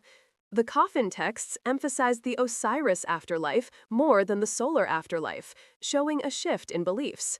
They included more spells for transformation, allowing the Ba to become various creatures, protection against dangers, and navigation of the Duat. The famous Book of Two Ways, a map of the afterlife painted on some coffin floors, was part of the coffin texts. Book of the Dead, Arwe Naprat Maharo, Book of Coming Forth by Day. During the New Kingdom and later periods, funerary texts were compiled into a flexible collection known as the Book of the Dead. These were written on papyrus scrolls, allowing for beautiful colored illustrations, and placed in the tomb with the mummy. Unlike the earlier texts, which were fixed collections, the Book of the Dead was more like a menu. Different spells could be selected based on the deceased's needs and budget. There were about 200 spells total in the corpus, though most papyri contained only a selection. Wealthy individuals might have 100 or more spells, poorer individuals might have only a few key spells. The spells covered everything needed for the afterlife: spells for leaving the tomb and traveling in the Duat, spells for transformation, becoming a lotus, a phoenix, a golden falcon, etc., spells for avoiding the second death, spells to ensure the heart doesn't testify against the deceased, spells for breathing, drinking water, and eating in the afterlife, spells for passing the guardians and gates, the famous spell 125, containing the negative confession and the weighing of the heart, spells to access the field of reeds. Many papyri were beautifully illustrated with vignettes, showing the deceased performing various actions, interacting with gods, or the famous judgment scene. The most elaborate examples, like the Papyrus of Ani or the Papyrus of Hunefer in the British Museum, are masterpieces of ancient art. The soul's journey through the Duat. Upon death, according to these teachings, the Ba soul would awaken and find itself in the tomb. The first challenge was often simply leaving the tomb and descending into the Duat. The Ba had to fly out, calling upon spells to open the tomb's doors, which were sealed from the outside. "O you door of the horizon, open for me. Let me come forth by day. Let me have power over my legs." Once free of the tomb, the soul would begin its journey through the Duat, roughly paralleling the sun god's nightly voyage, but with different challenges specific to human souls. The journey was fraught with dangers. Gates and guardians. The Duat was divided into regions separated by gates, each guarded by fearsome beings with knives or flames. To pass these, the deceased needed to know their secret names and the correct passwords. For instance, spell 144 of the Book of the Ged provides the names of the 7 gates of Osiris and the guardians of each. Gate 1, its guardian is called Inverted of Face, Numerous of Forms. I know you, and I know your name. Gate 2, its guardian is called Caesar by the Throat. Stand aside, for I am Thoth. Gate 3, its guardian is called Eater of Excrement of his hindquarters. I pass by, for I am pure, and so on. And so on. Knowing these names gave the deceased power over the guardians, who would then open their gates. This emphasis on secret knowledge reflects the Egyptian belief that wisdom and learning were keys to success in the afterlife. The literate and educated had an advantage. They could read the spells, memorize the names, and navigate the Duat successfully. Dangerous creatures. Beyond the gates, the Duat was full of monsters, serpents who breathed fire, demons with knives who sought to dismember the unwary, crocodiles lurking in dark waters. The Book of the Dead includes many protective spells: spell for repelling a snake, spell for not being eaten by a snake, spell for repelling a crocodile, etc. Some spells were formulaic. Back, hidden one, do not come against me. I am, divine name. My protection is the protection of Ra. By identifying with a god or invoking divine protection, the deceased could ward off danger. The Desert of Fire. Some texts mention regions of intense heat where lakes of fire burned the wicked. The righteous, protected by their spells and their virtue, could pass through unharmed, their feet not even singed, but those who had lived in Isfet would be consumed. The Ferryman and the Lake. To reach the field of reeds, the deceased often had to cross a body of water, a celestial Nile or a lake, in a ferry boat. The ferryman was a cantankerous figure who would quiz the deceased. Do you know the names of the oars, the name of the rudder, the name of each plank? Only if the deceased could answer correctly, using spells from the Book of the Dead, would the ferryman agree to row them across. This test ensured only those properly equipped with knowledge could reach paradise. Throughout the journey, the Ba could invoke various gods for help. Calling upon Thoth would grant wisdom and guidance. Calling upon Isis would provide magical protection. Invoking Ra would bring light into darkness. The journey required both knowledge, the spells, and virtue, having lived in Ma'at, but the emphasis varied depending on the period. Earlier texts stressed knowledge more, while later texts increasingly emphasized moral behavior. The weighing of the heart, the great judgment. All of these trials culminated in the most important event of the soul's existence, the weighing of the heart in the Hall of Ma'at, also called the Hall of Two Truths. This ceremony was the final judgment to determine whether the deceased had lived a life in accordance with Ma'at, truth, righteousness, or a life weighed down by Isfet, wrongdoing, chaos. The scene is richly described in chapter 125 of the Book of the Dead and depicted on famous papyri such as that of Ani, Hunefer, and Anhai. Let us imagine entering the Hall of Ma'at with the eyes of a newly deceased soul. The hall is vast and awe-inspiring. Its ceiling is painted like the night sky, covered with golden stars against a deep blue background. The pillars are inscribed from floor to ceiling with texts of judgment and images of gods. The floor might show images of the primordial waters, reminding all present that Ma'at holds back chaos. There is a sense of immense gravity and solemnity. This is where all lives are weighed, where all truths are revealed, where no deception can stand. At the far end of the hall sits Osiris, majestic and serene, on a throne.